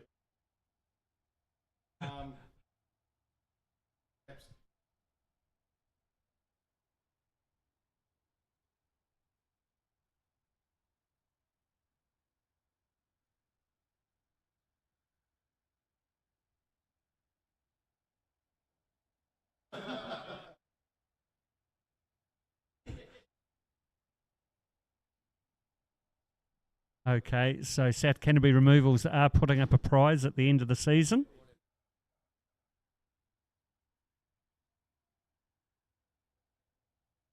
So something for the drivers to aim for over the rounds. So still a little bit of discussion going on strategy-wise as to who's going to qualify the car. No one seems to be jumping into the sim in excitement to get ready. Rightio. Oh, apparently they're We've waiting had for the go fuel to ahead. go There's in. There's a bit of strategizing going on here at the moment still, I think, No, Brendan. you go first.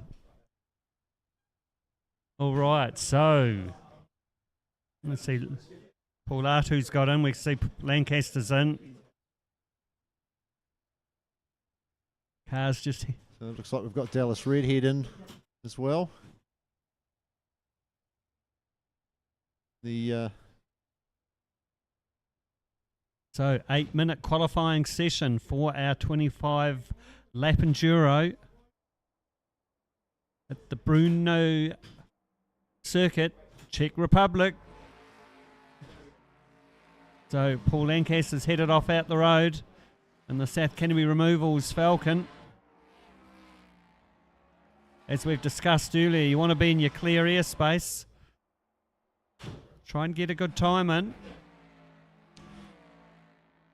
So we're going to have a fair spread in the times here, Brendan. Having a mixture of Tier 1 and Tier 2 drivers doing the qualifying. Also, it takes a lap or two to get your tyres up to temperature.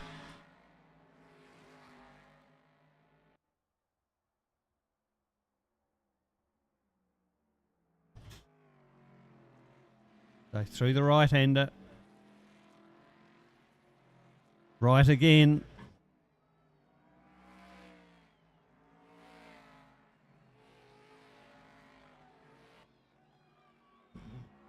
I think the idea here would be to try and give yourself some clear air, a bit of space in front and behind you.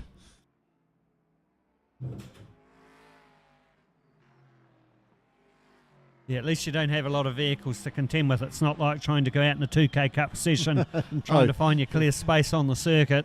No.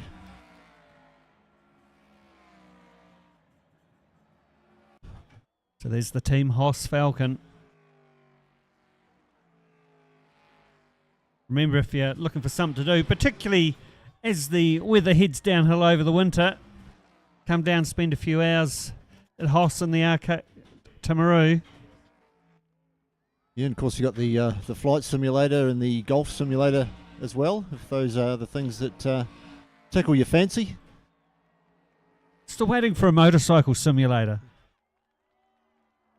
Well, it'd be the old Manx TT. Well, that's what I'm thinking. It would be quite good to have a little go at the Isle of Man.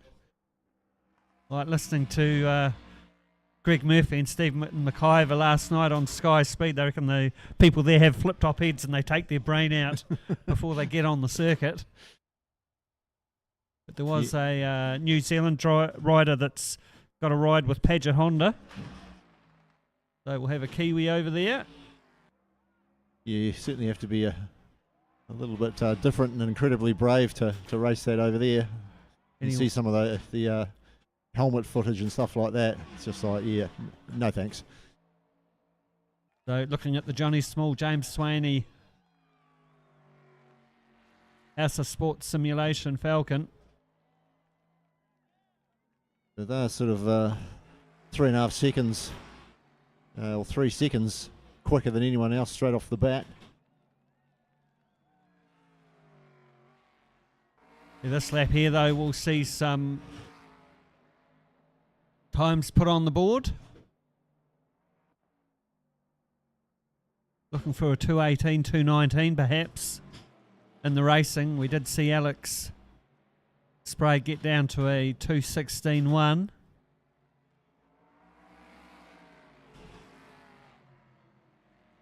Purple sector again there for the small Swaney HOSS liveried vehicle. Two purples there for Braden Carroll and Adam Bell.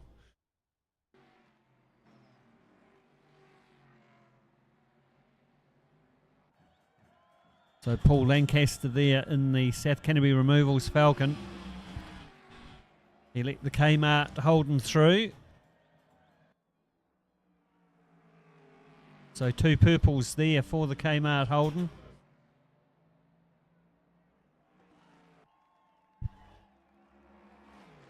Just really needs to watch the two vehicles in front of him that'll be slowing him down. Yeah, I was just about to say that. Possibly being held up there slightly by the Jim Beam and the Metallica vehicles.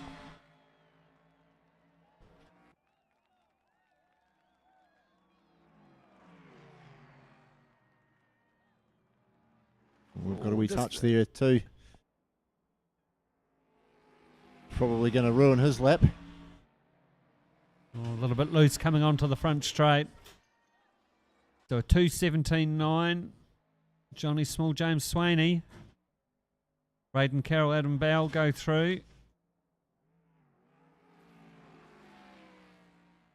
They're sitting on a 2:19.5.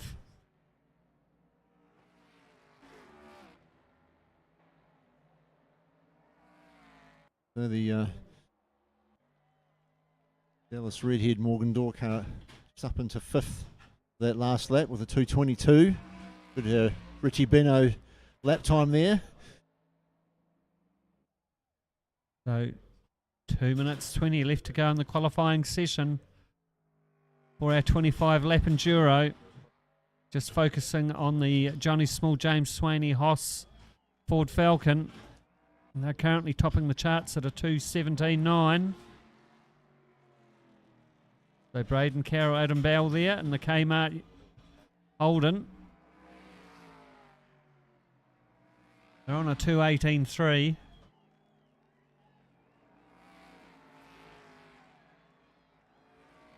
Of course, in the 25 lap race, being on the front row is not quite as important as it is for a 5 lap race. No, that's true. But you've still got the bragging rights. Andrew Bruce, Jimmy Carroll got a purple second sector.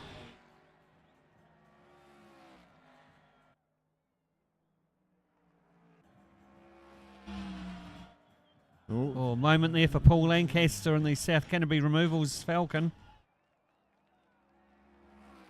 So they are 7th on the qualifying board. Oh, getting a bit loose there. Bruce and Carroll. I'm not sure who's in that particular ute.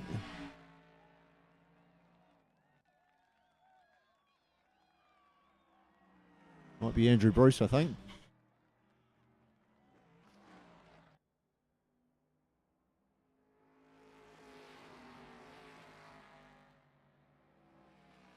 All right, so crossing the line once again. Braden Carroll, Adam Bell go through in a 2:17.8. That puts them at the top of the leaderboard.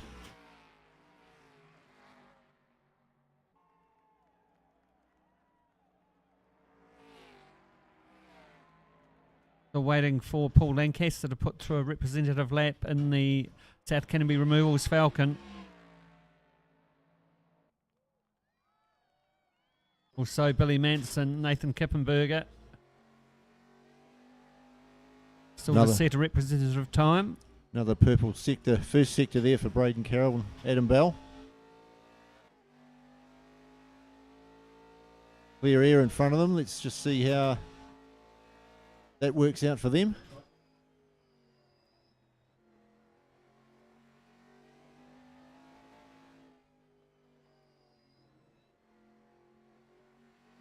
Just nice and easy on the throttle. As Paul was saying, it's very easy to get a bit excited and over-rotate the rear tyres.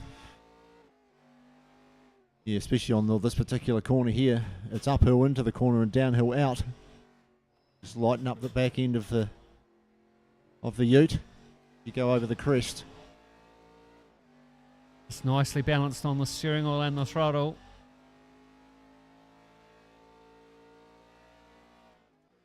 Short straight into the braking for the right-hander.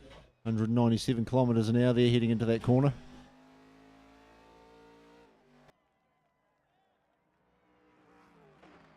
So purple first sector for Braden Carroll, Adam Bell in the Kmart Holden. There's Johnny Small, James Swaney sitting second on the leaderboard, a 2:17.9. Here we go across the line. Can they do any better? Yes, they can. 2:17.4. And then purple third sector again. So How does Braden Carroll and Adam Bell do? 2:17.4.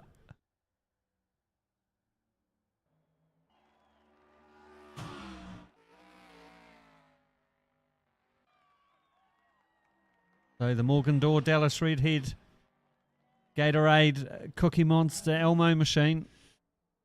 let's just see if they can put it up a spot or two. Currently sitting in sixth position. Bit too much jandle coming onto the main straight. So it will be the Swaney small machine yeah. Here we go. flying the flag for HOSS on the front row. And beside them we've got Braden Carroll, Adam Bell and the Kmart Holden. And we've got the Jim Beam machine, Johnny of Nick McPherson and Dylan, Johnny Small, James Swaney, Andrew Bruce, Jimmy Carroll. We'll start out a P5. Morgan-Dor, Dallas Redhead, Alex Sprague, Paul Artu, and Shane Edgar, Paul Lancaster with Billy Manson and There's Nathan the lights. Kippenberger on the We back. go.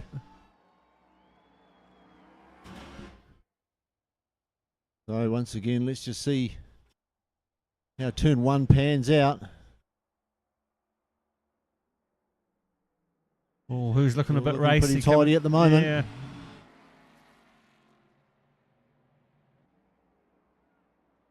I think pretty much the first corner, the goal is just don't get hit, don't hit anyone. Yeah, even this third corner here, the sweeper here, it sort of gets a little bit untidy as well, but everyone's safely through there. There's a couple of wheels out in the dirt. So Johnny Small, James Swaney up into first place already, picking up 3 spots off the start. Also Morgan-Dor and Dallas Redhead, Dallas 3 spots off the start as well, although they've just dropped back behind Andrew Bruce.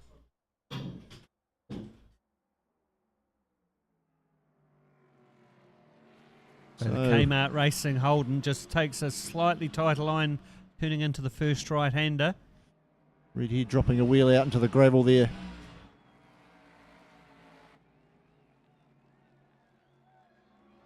Keep it smooth, having a wee look on the inside.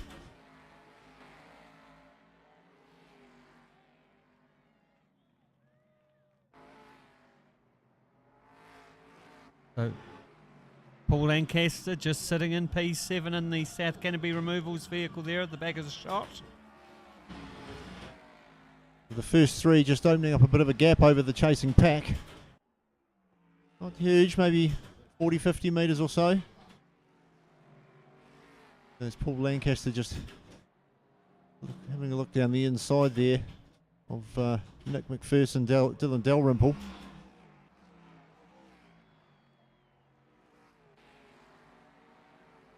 Well, there's the Latu Sprague machine just getting a little bit loose.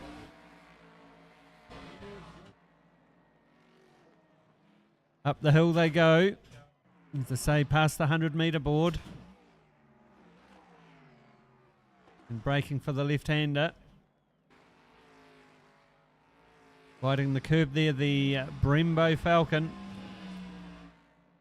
A little bit loose coming onto the main straight. Lap 1 completed. Johnny Small, James Swaney leads the field. Into lap 2.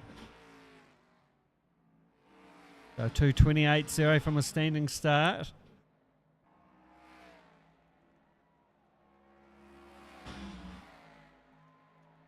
Just got the Brembo Nick McPherson just trying to hang on the inside yeah, there. exactly. Of the Sprague Latu Ute.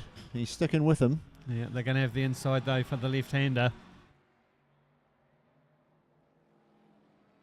The three very different lines heading through that corner there. Sprague very wide. Nick McPherson quite tight. McPherson's got the inside running here. Let's have a look. Looks like he might have got it done. And he has. Good move.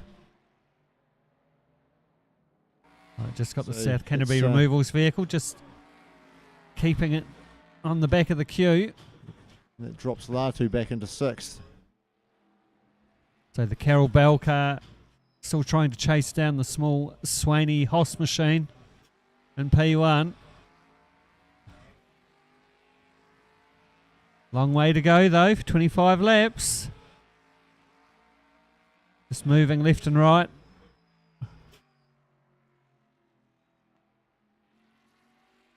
Just easing on the throttle up the hill. Yeah, still pretty close between these top 3. Andrew Bruce hanging in there as well. Certainly not letting them get away.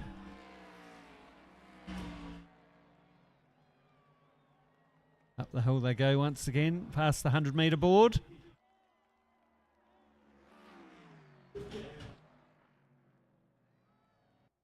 Left-hander, and then the short change right and off down through the front straight once again to start lap 3. Into the 2:17s, our race leaders. Watch here, Braden Carroll do the crisscross. He's going to look to have a dive up the inside. There's a bit of contact there. Both managed to hang on, but it pushes the HOSS Ute wide. Oh, new leader. Braden Carroll, Adam Bell and the Kmart Holden, number 15. Oh, looks like the small Swaney machine wants that position back, takes the He's gonna inside. get it back too. He's not giving up without a fight. Let's look for the crisscross, although he's got the right line heading around that right-hand corner. Does small and gets that lead back.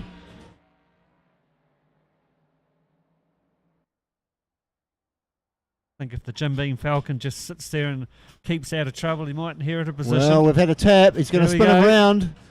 And it's into the side of him as well. It's taken out our leader. Oh, So, Johnny Small will be dark about that.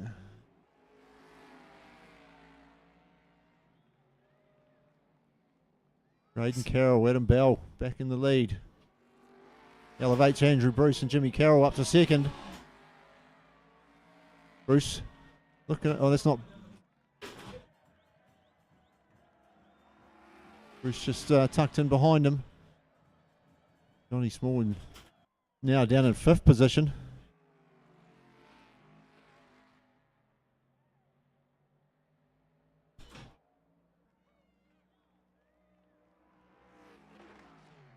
up the short hill once again through the left-hander. Race leader now, Carolyn Bell and the Kmart Holden. We might have some driving standards adjudicated discussions going on in the background. That Well, incident earlier. We did have a few discussions last year when the RX-8 were racing, but it's quite surprising how the drivers have a different opinion to the officials, really. Yeah. I know that's hard to believe. So the McPherson Gatorade machine, number 26. So Small and Swaney now, although they were down in 7th, they've just popped back up to 6th. Obviously had something else go on there. Out of shot. Just got through on the Edgar Lancaster South Canterbury removals machine. That's the race leader. Heads downhill through the left-hander. Andrew Bruce, Jimmy Carroll in the bonded Jim Beam machine.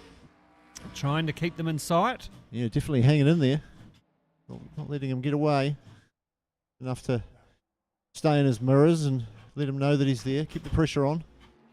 Yeah, long way back to the Morgan Door Dallas Redhead machine. Oh, just gets out in the gravel there, does the Jim Beam bonded Ford Falcon. Costs them a few car lengths from the Carroll Bell machine.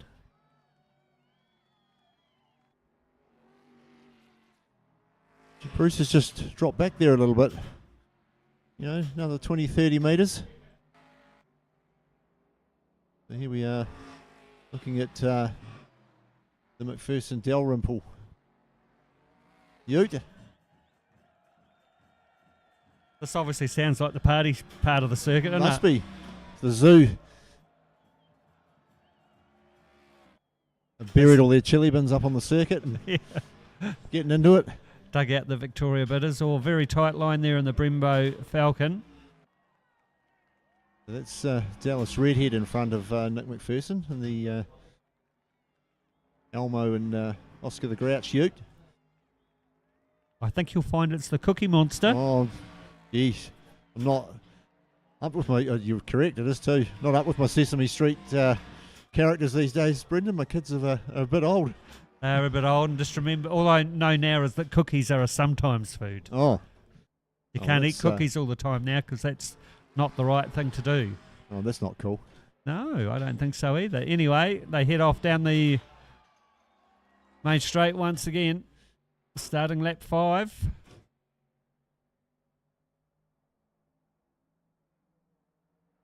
So Johnny Small, James Swaney machines now on the tail of Sprague and Latu. We were leading earlier on.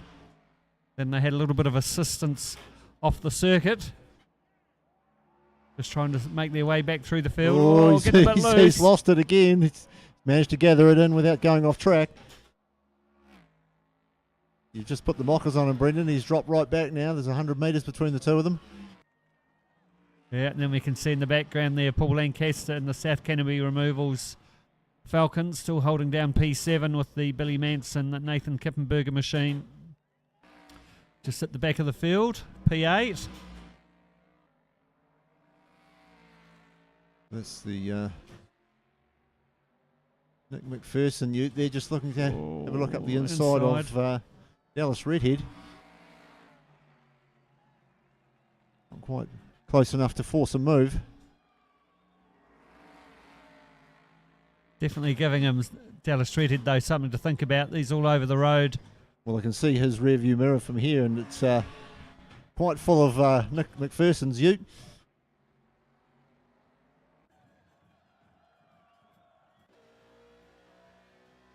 Down the straight they go. Braking for the right-hander.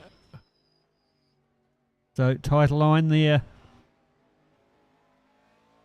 And the Brembo machine. A little bit of opposite lock. Then we go, as Paul said, it's uphill going in, downhill coming out. Then another climb. Yeah, this wee straight just has a crest in it. Goes up and over the top, leading down to the next corner, which is a left-hander. Through they go. Oh, different lines once again. Just the Gatorade machine there getting a little bit loose on the outside. Just dipping a wheel out and off the track. Opens the door for the Brembo Falcon. He might get a better run out of the right-hander. Let's just see what happens going into turn 1, whether he outbrakes him, and he does. But got to hang on the inside there. Long sweeper. Redhead's held his line and kept that position.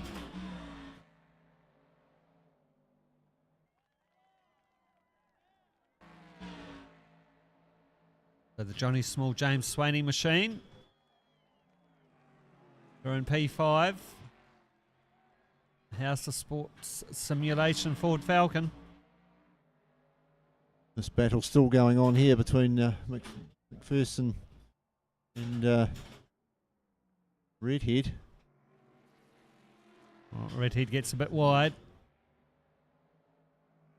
Yep, McPherson's and Dalrymple have got it done. Picked up that spot now up into third. The red-haired door vehicle drops back into fourth.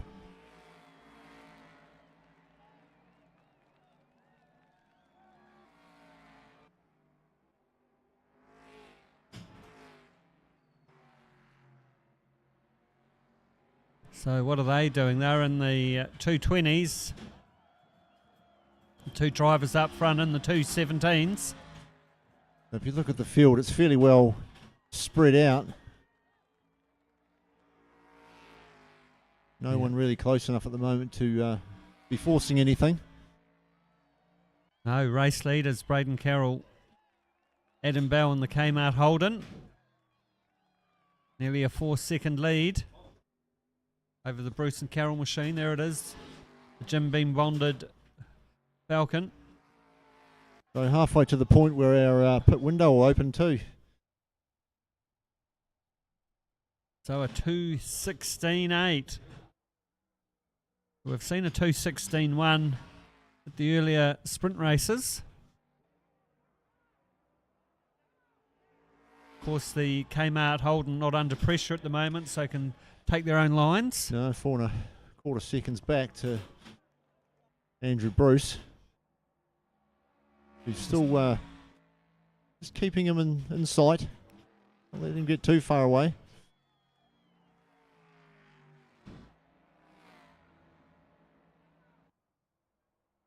So the McPherson Dalrymple machine.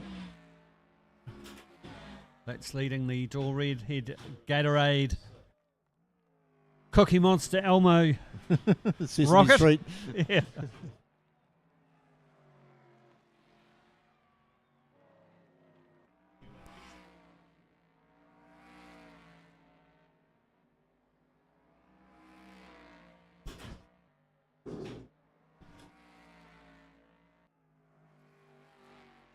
Right, down the straight into the right-hander goes the Johnny Small James Swaney machine. Early race leader. So you can just see Paul Latu still in the background there. And you go to the longer shots.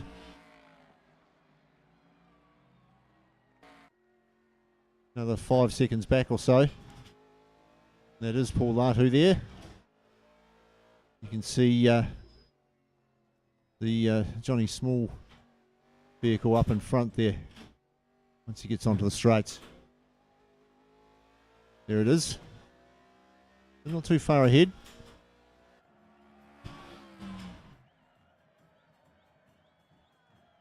So back with Paul Lancaster, currently sitting in P7 right now. Like he might have just had a little moment there. He was a bit wobbly coming around the corner.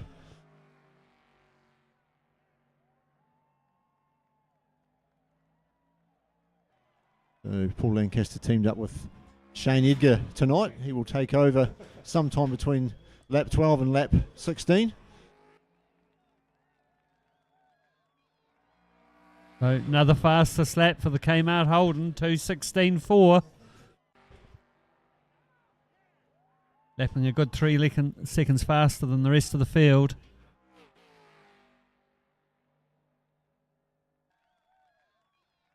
So that's given them their 7-second lead into lap 8. Yeah, they picked up a couple of seconds on that lap alone.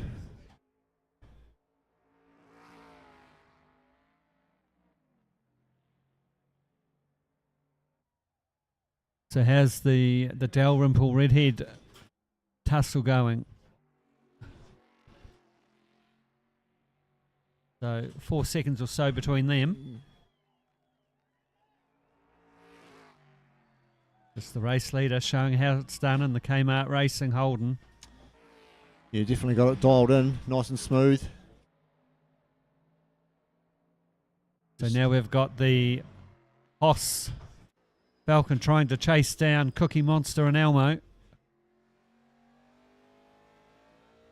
Oh, Running a little wide there too. yeah, Dallas Redhead, he's going to, get a bit loose. yep. He's got Johnny Small right up on his tail and he's giving him a tap. And another one for good measure on the way through, just to say hello. Yeah, where's the driving standards adjudicator? They might want to look at that again. Yeah, got Craig Beard rubbing his chin in the corner over here. Yeah, Johnny Small, James Swaney take the place. Off the door, Redhead Gatorade machine.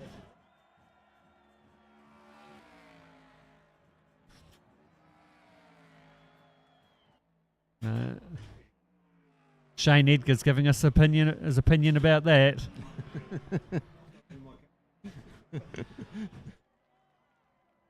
That's why you can give an unbiased opinion, Shane. It's not your vehicle.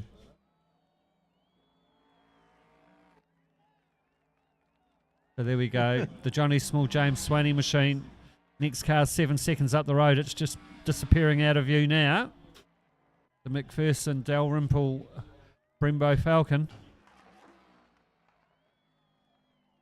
There we go. The S is coming on to the front straight once again. Starting lap 9 for the HOSS Falcon Ute. And you just see Dallas Redhead in the background there. Smalls open up a handy gap over there, and then further back behind them you can see Paul Latu. The number 69 Falcon.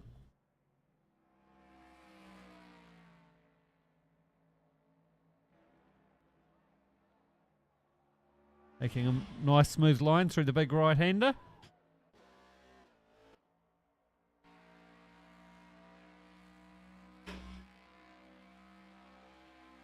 Got his race face on.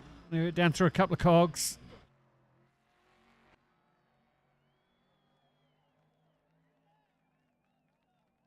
Just taking it nice and smooth, left and right. So he's got the dual Redhead machines now 4 seconds up the road. 17 seconds back to Edgar and Lancaster in the Oh, we've had someone South that's spun Canterbury there. Ross. That's the Gatorade that machine. is the Gatorade machine. That's Dallas Redhead. Yeah, Cookie Monster and Elmo won't be happy with that. No, he's done something on his own there. There's been no one around him. Yeah. They have dropped a position to the Paul Latu Alex Sprague machine. So just on lap 9. 3 more laps until our pit window opens. Yeah, well, lap 9's almost over, so it's only really 2 laps. Our leader coming to take the start-finish line once again. To lap 10.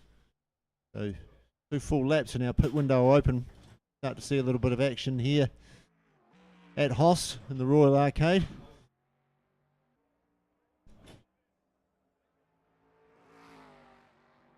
A good place to come down on a wet Saturday or Sunday. Yeah, perfect with it for it today. Yeah, and as luck would have it, there is a retailer of liquid refreshments just across the arcade.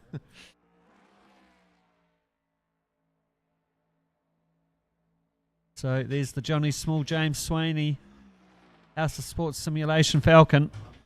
Yeah, the McPherson Dalrymple 7.5 seconds ahead, and the Sprague and Latu machine is 12.5 seconds behind, so kind of on their own there at the moment.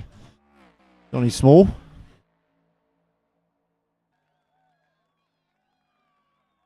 So up the hill into the left-hander.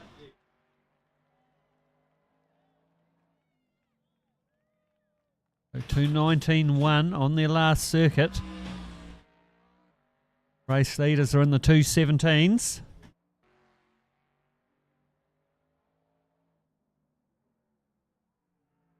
So temperatures climbed a wee bit too. It was tarmac temperature of 30 degrees when we started this evening. Just getting a little bit warmer. That'd be a good place to go for a holiday there, B2. Well, it could be, especially in our winter. Oh, there we go. Apparently, the Czech Republic is a good place to go for a holiday. I've watched some of those travel programs. Seems like quite a cool place to go. Catch up with our old friend Gabra. Gabra, yeah. So Redhead now just patching up Yeah, he's all. onto the back of Paul Latu in the Metallica liveried Falcon. Yeah, Latu had a moment.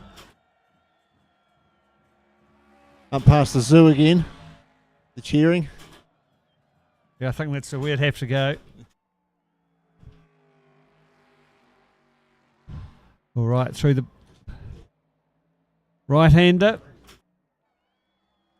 Short dash up the hill. Then a left. So, another 30 seconds or so, and our pit window will open. Well, you'd have to say the Carroll Bell machine, they want to go to the end of the lap window, won't they? They're slowly pulling out a second or two a lap over the rest of the field. Yes, well, you'd be lap 15, I would imagine. Just listening to the instructions. Don't go to lap 16. No, because it could go wrong. You could miss the bus. Anyway, about to start lap 11. Latu and Redhead sitting in 5th and 6th.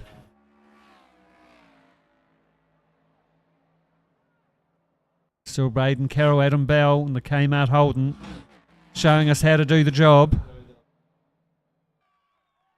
Oh, there we go. Let's have a look Just down the shutting the gate inside. there. Yeah.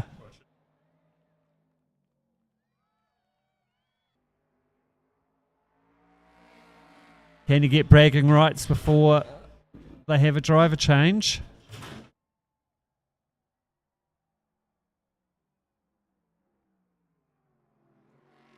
Tied line through the right-hander. Oh, yes, he's gone wide. Has Given Redhead the position. yeah, has. So just that little mistake there. The pressure must have been a little too much and just pushed him wide. In saying that, though, Redhead's run wide, dropped a couple of wheels out into the dirt, and it might have allowed that position to be Taken back again by Latu. Although he's on the wrong side of the track, so Redhead will keep that at this point in time. Good battle though, nice and clean. Yeah. Go past the zoo once again. Redhead's going to have the inside line through the right-hander. Latu's not going to give it up, but he's run quite wide there, lost a bit of time.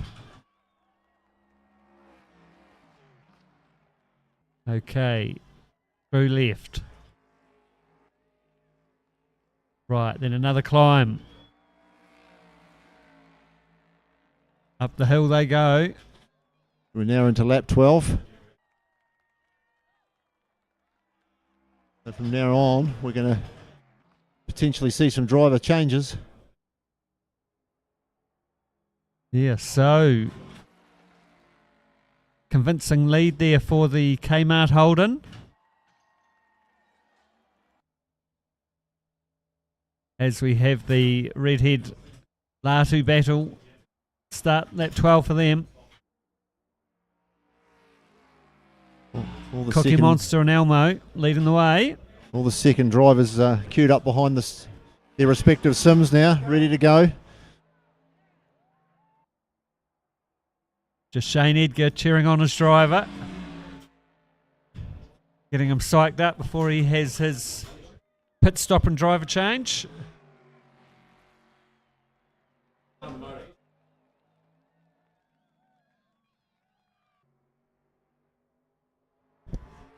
Yeah, it sounds like we may have a blown motor.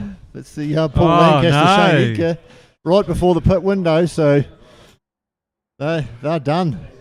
Well, we were discussing earlier on, will we have any mechanicals, any gearboxes or engines? Well, that's right. It was the big dog Paul Lancaster we were discussing that with too. He's put the mockers on himself. Still a good bet. He's just saying he hooked the wrong gear and hooked third instead of fifth, and Oh, there we go. it's all over. Latu gave Dallas Redhead a bit of a feed, pushed him off the circuit. Once again, I think we need the driving standards adjudicated to take a look at that one.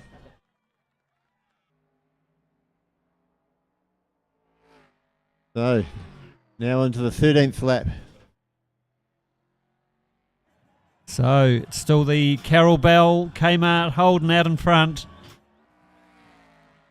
showing the rest of the field how to do it. 2:18.2 last time round. They've got nearly a 10-second lead over the Bruce Carroll machine. Here we go. Got the VB machine in the pits already for its driver change. Got Paul Lancaster in the background muttering F-bombs under his breath. He's not happy.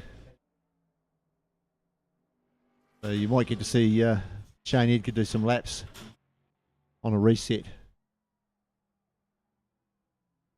Anyway, looking at the P2 Bruce Carroll Jim Beam Falcon.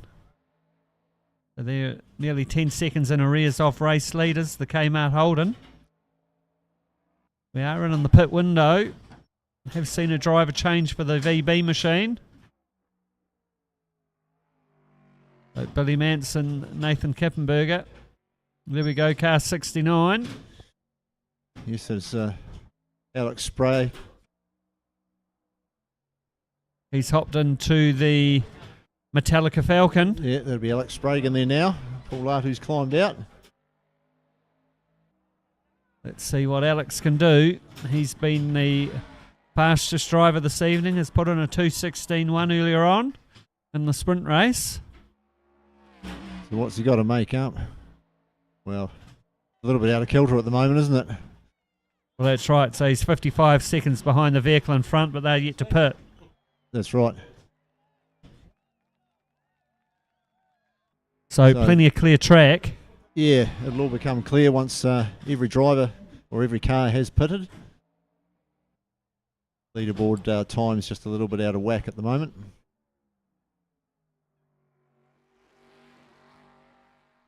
So waiting for race leader, the Kmart Holden, Carolyn Bell, to come into the pits. There they go.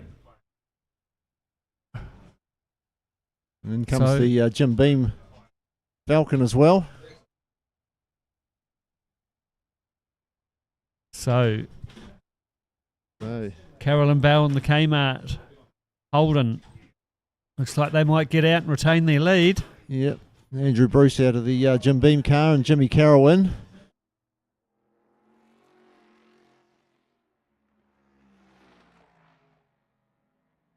Oh, Johnny Small, James Swaney have now James Swaney picked up a place there over Bruce and Carroll. So we've got the Brembo machine. They've had their pit stop, driver change. They're coming back out to the circuit. We've got So anyone that hasn't gone is going to have to go soon.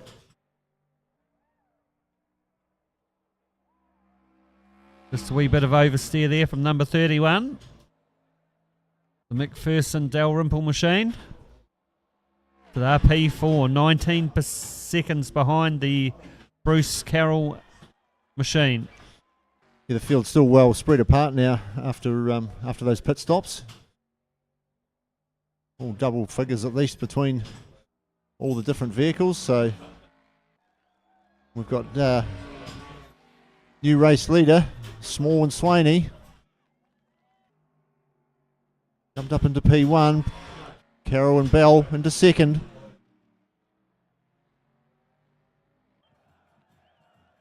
Oh, maybe not for long.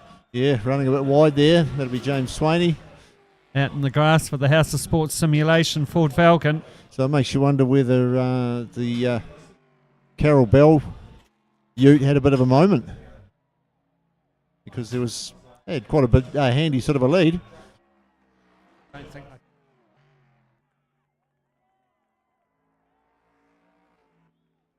So here we go, up the right-hander. Oh, a little bit loose there. Oh, that's Jimmy Carroll, the Jim Beam bonded Falcon. Just still trying to get his tyres up to temperature after their driver change and pit stop. Yeah, luckily it hasn't hurt him, so got away with that one. Just lost time only, not position.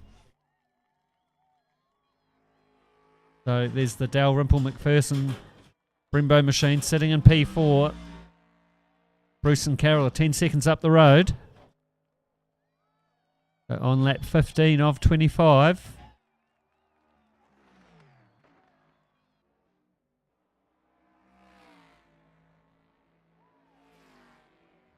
We're back with the small and Swaney Ute. Just like. Oh, So there we go. we've just been informed that Alex Sprague's blown his gearbox.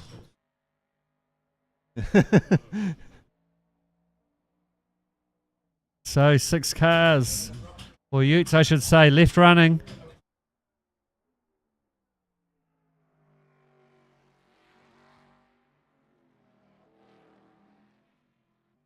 So the V8 Utes aren't indestructible. No, it would appear not. Didn't do. They were doing all right for the 5-lap sprints, but the 25-lap enduro starting to take its toll. So there's the Bruce Carroll bonded machine. They were running second before the driver changes. Sitting in P3, 16 seconds in arrears of the Carroll Bell machine that was leading, the Kmart Holden. Good lap there from Morgan Dorr, who's climbed into the Dorr Redhead car, the Sesame Street car, the 219. There they are on screen.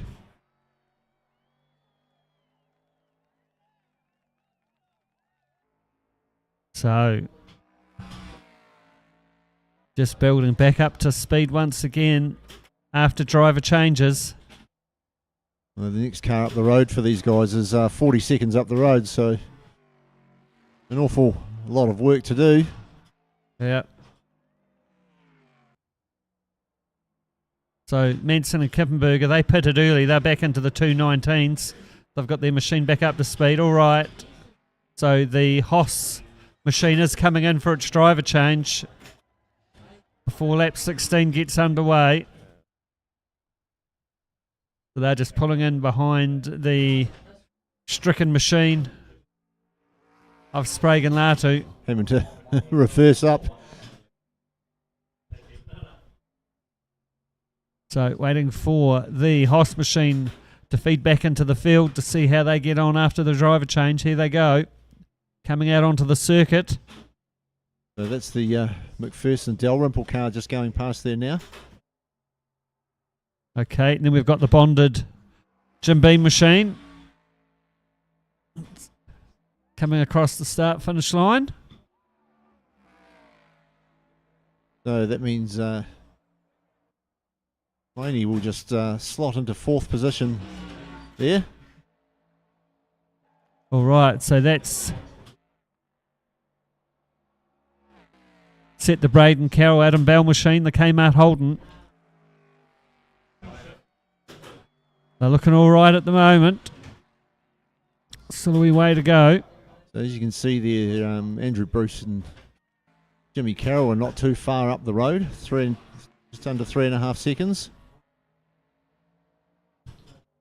That will take them a few laps to get the Bit of heat in the tyres and Ute back and the up to brakes. speed. They're coming out doing very high 30s before dropping back into the 19s and 20s. High teens, yeah.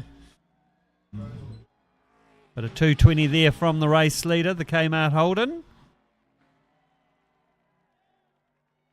But watching the small Swaney House of Sports Simulation Falcon. They've got some fans as they run past the camera.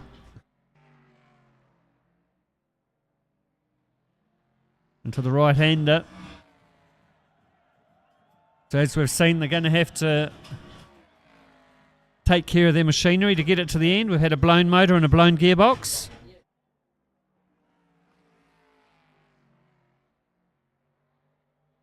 Yeah, Through the quite big a bit of right-hander. bit of distance between a lot of these vehicles now, so clear air. They're not going to, they're going to do anything on their own, so as long as they just keep it all clean.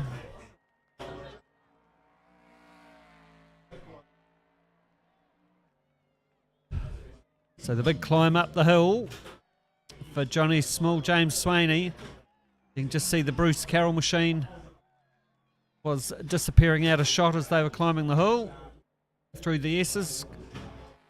Across the front straight to start lap 17. Out of 25 for the House of Sports Simulation Falcon. There goes the bonded beam machine just up the road.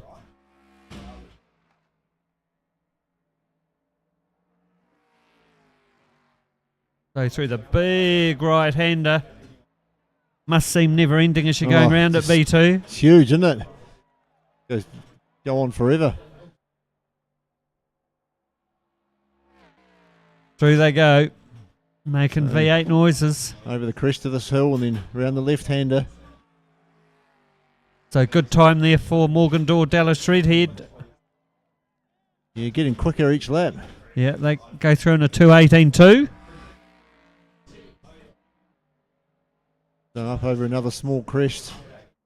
And then breaking into the right-hander. That's Jimmy Carroll there. Going around that right-hander as well. And the Jim Beam bonded Falcon.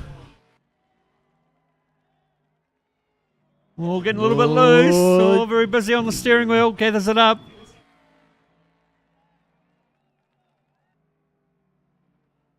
That will allow the small Swaney HOSS machine to shut down the couple of car lengths. Yes, that would have hurt him a little bit. There we go. Through the zoo.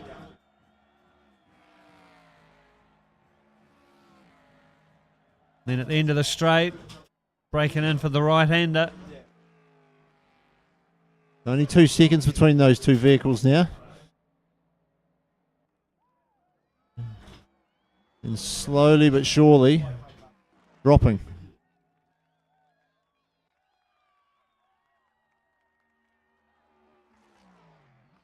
So a little bit lonely for the Nick McPherson, Dylan Dalrymple Brembo machine. Yes, Braden Carroll and Adam Bell 24 seconds further up the road, and Jimmy Carroll about 12 seconds behind him.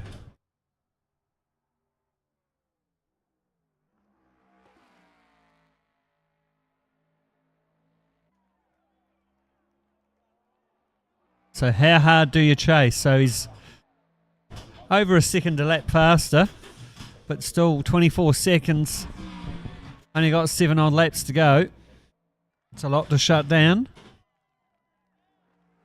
Yeah, and 13 and a half seconds ahead of the next car, so you just consolidate. Take the points. So there is the race leaders, the Carroll, Bell, Kmart, Holden. There's the chase at the moment. The bonded beam machine trying to shut down. It's done it all on its own. Yeah. Cooked it. And just dropped a position. Oh no, that's Shane that Edgar was Shane. going through. Yeah, So it was too. Doesn't count. Shane's just betting in a new engine.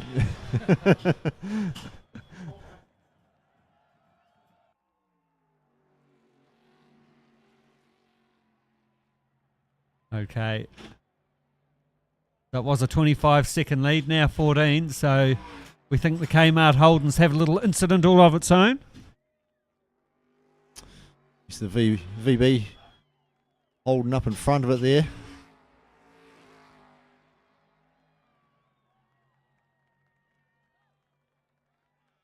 Just gets in the tow, heading up the hill.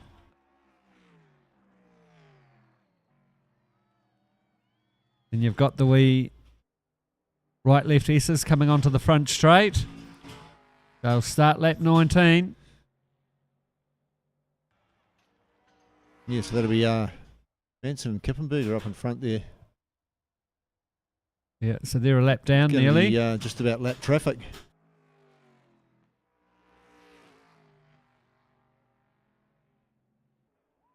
So Adam Bell, Braden Carroll don't need to take any risks.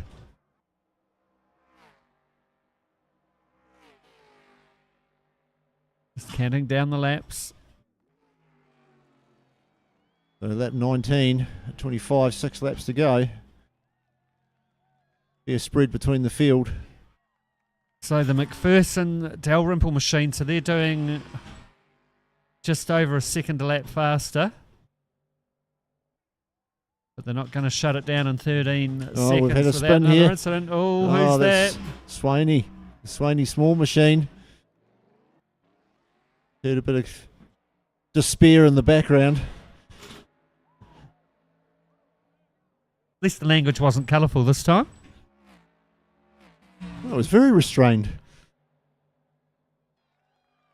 Back on track though, but now he's got Jimmy Carroll right on his back bumper. Hamish Brader. Oh. Oh! Should have kept my mouth shut.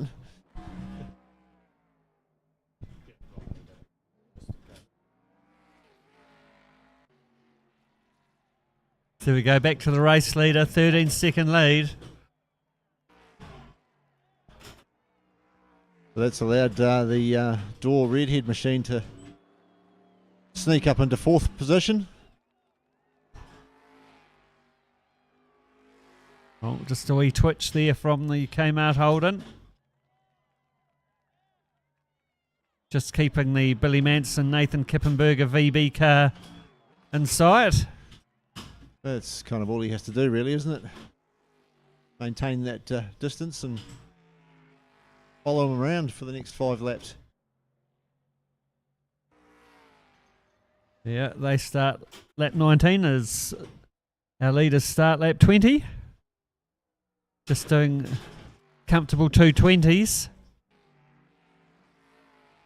So the McPherson Dalrymple car throws up a 218, trying to hunt them down.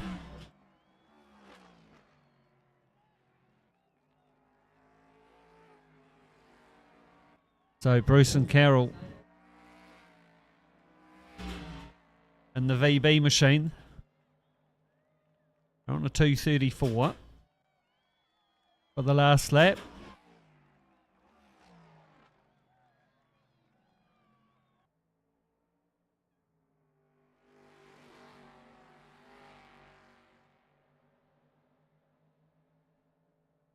So this is for position.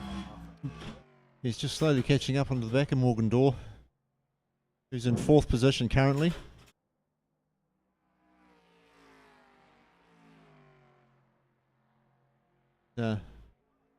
Putting in some pretty good laps.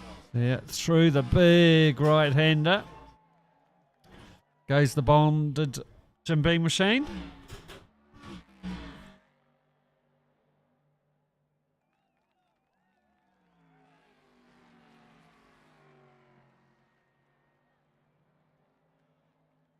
So Shane Edgar's just throwing in some laps. He's doing 221s. And the South Canterbury Removals Falcon on the new crate motor. Running its new crate motor, yep. Yeah, there's 2 in there.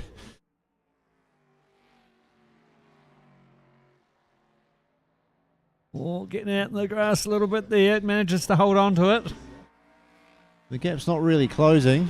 I think it's just kind of staying pretty steady at about 1.5 seconds. So brakes a little bit later into the left-hander.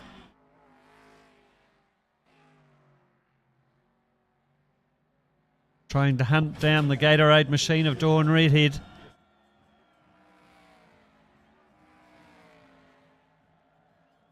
Still 12-second lead for the Kmart Holden, Carolyn Bell. They're into lap 21. McPherson Dalrymple. They're holding down a comfortable P2. Then we've got the small Swaney HOSS machine, P3. They're 8 seconds in arrears. And Jim Beam, you just getting a little bit loose through that tighter stuff. That gap at about 2 seconds now. Just dropped half a second that last half a lap or so. Like we've seen earlier on, it's very easy to overdrive the machine and actually start losing track time. Yeah, and I guess in the tight stuff, you know, you do it on one corner and it stuffs you up for the next one or two as well. Try and gather it all back together.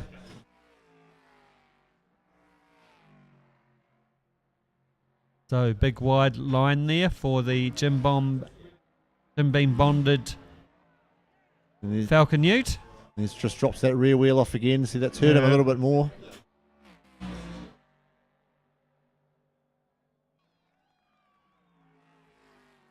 Just taking the pressure off the Gatorade Falcon.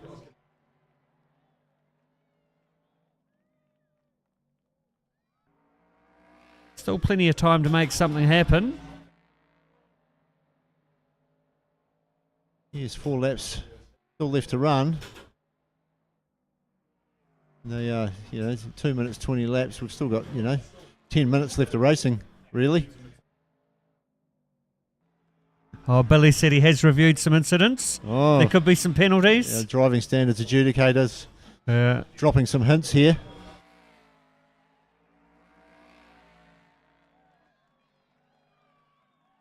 Sounds like there might be some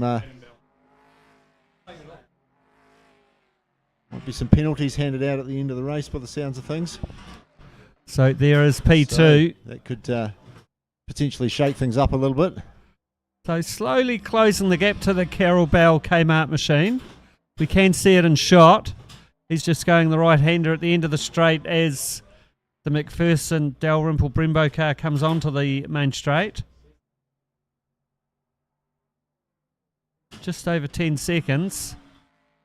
They're lapping a second or so faster than the race leaders. But So we here haven't we really are. got enough time to shut them down.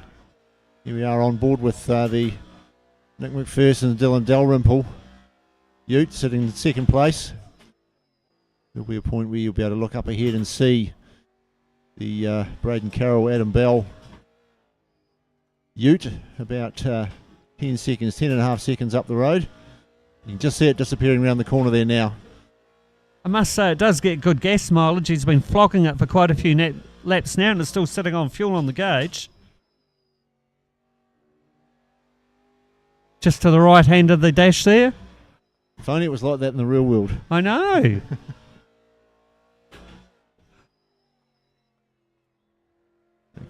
Keeping it nice and tidy. Nice and smooth. It's a tricky corner, that one, as I discovered myself. Okay, just. Opposite lock there, but gathers it in. Bit of straight here, heading down towards the right-hand sweeper. Button off. Down a couple of gears.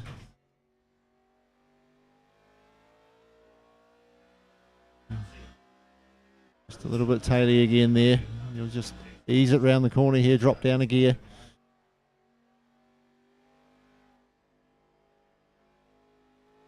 Probably steeper than it looks here too, I'd imagine.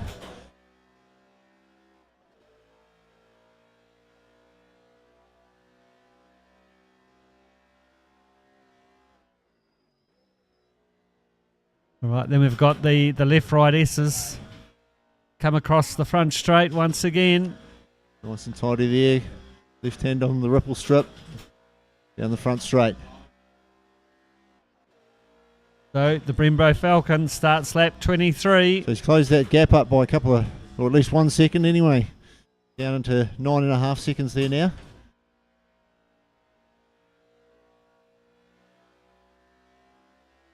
But, Don't want to put the commentator's curse on them, but they're not doing anything wrong.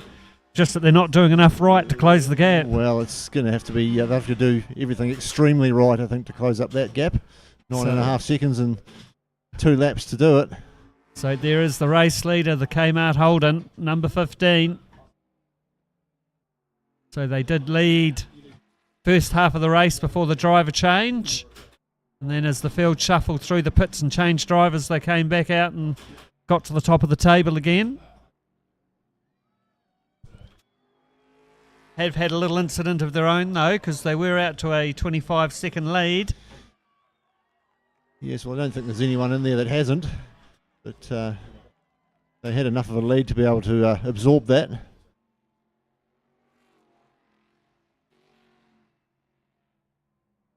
So they are on lap 23 in the Kmart Holden. Here we go through the zoo. Still partying hard. Spectators on the embankment.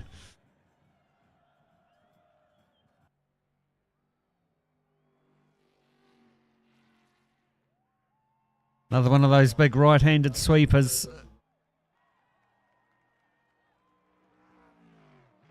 Short climb up the hill into the left-hander. Oh, a bit of a slide there, got a bit wide. Yeah.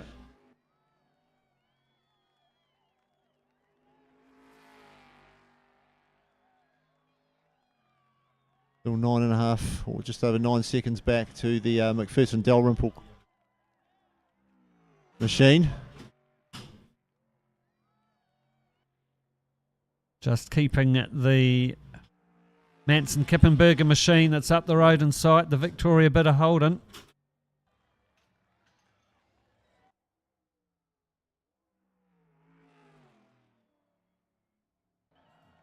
There.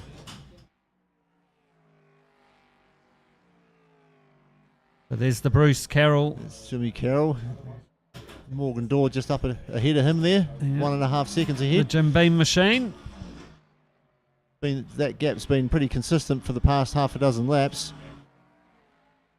Little slide sideways there, the previous corner.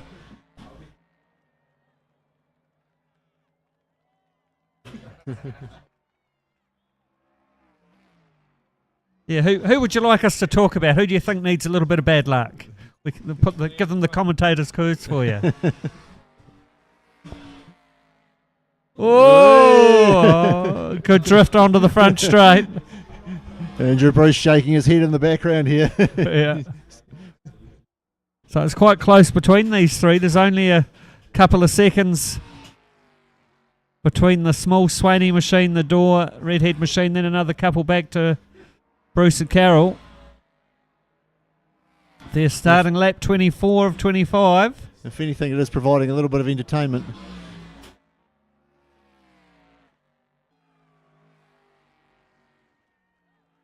So downhill, breaking into the left-hander.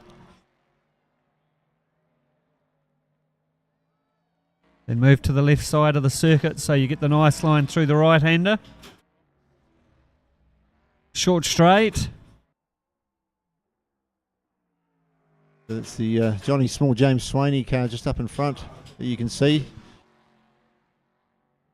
The HOSS livery.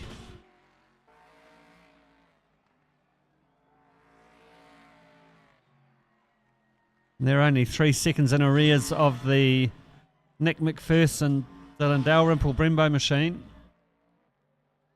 He's currently halfway through lap 24, lap and a half to go.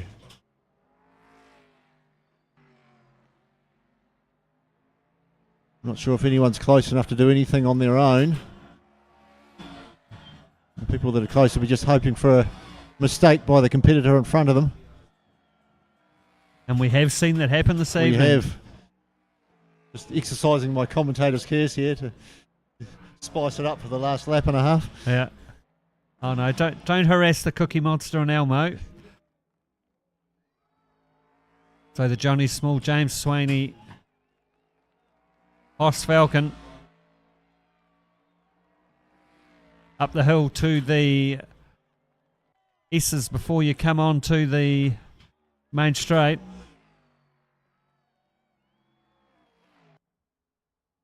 So they'll start lap 25. Yes, our leader's about to cross the finish line. Into 25 already. Second place at the moment, Nick McPherson and Dylan Dalrymple. So here are our leaders. About under 8 seconds ahead of second place. So they've just driven it quite smartly at the end, just Very smartly, yep. Just kept that Kippenberger Manson machine in sight. Just followed them around, done what they've had to do. Very smart drive. back through the zoo.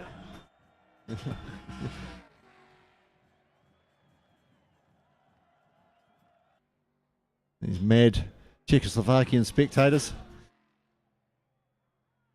Yeah, I wonder what they think of the V8 Utes.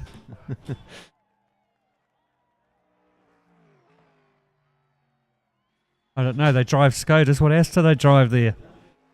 Well, that's a very good question.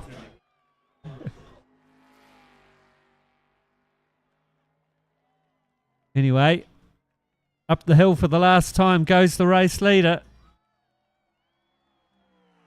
Kmart Racing number 15 Holden through the S's. 10 seconds away from taking line honours. Here we go. There is the Billy Manson Kippenberger machine up the road. And it will be Braden Carroll, Adam Bell take the win. Nick McPherson, Dylan Dalrymple come in second place. That's Johnny Small out in the dirt. Swaney, what do you... Oh no. It's all turned to custard for them. So Morgan Dorr on the Gatorade machine.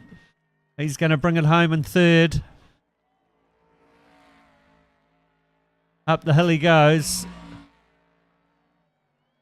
He's got the Bruce and Jimmy Carroll. Jim Beam bonded Ute behind him. Yeah, 2 corners to go before they get the checkered flag.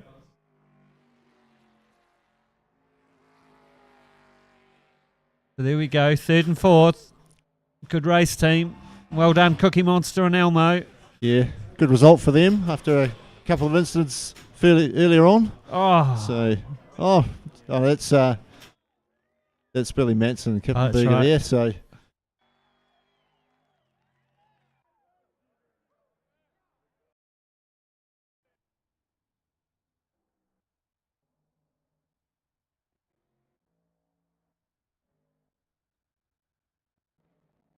So there we go.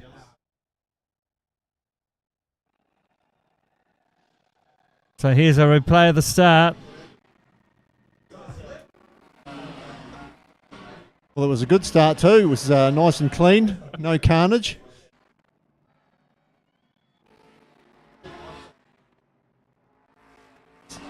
So the other thing we'll have to do is wait for the penalties to be dished out, because it sounds like there may be some. So there were mentions of 15 seconds. I don't know whether that's going to make any changes to the results or not. Let's just wait and see. So there's the HOSS Here machine. we go. We're looking at replays. Yeah. They were leading early on.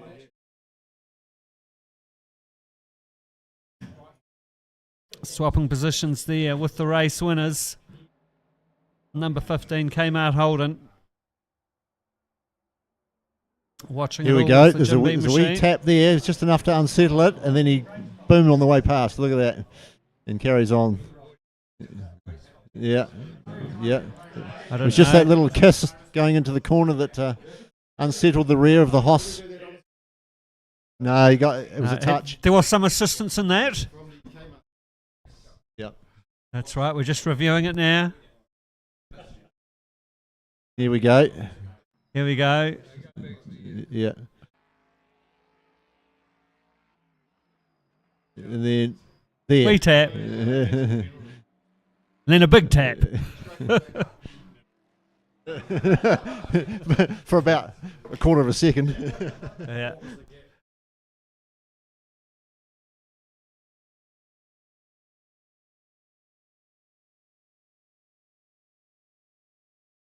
So. So we're just discussing penalties.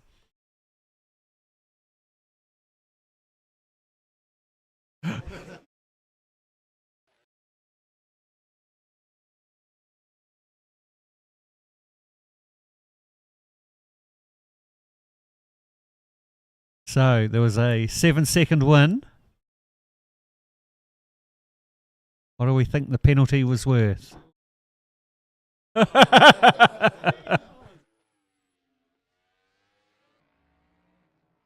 Oh.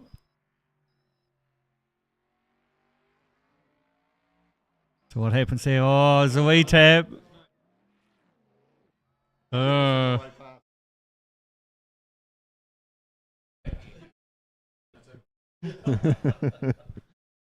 So some discussions going on.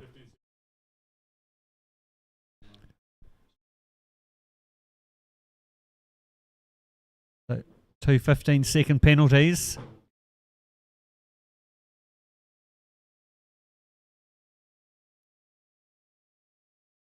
So just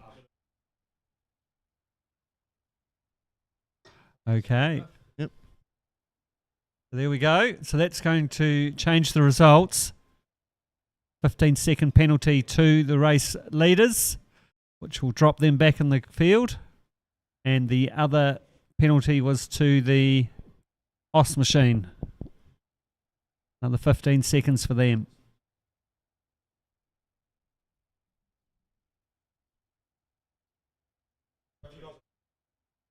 All right, so that'll be it for this evening. We'll catch you next week. So where are we racing next week, team? Tsukuba, Japan. Japan. Okay. What's it going to be a nice sunny day there too, Billy? We'll see. Oh.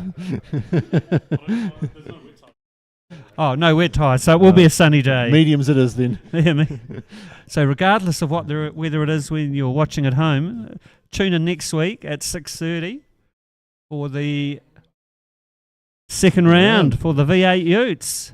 Thanks for tuning in, team. Thanks, Brendan, and thanks to Paul Lancaster as well for his comments earlier on. Catch you next week.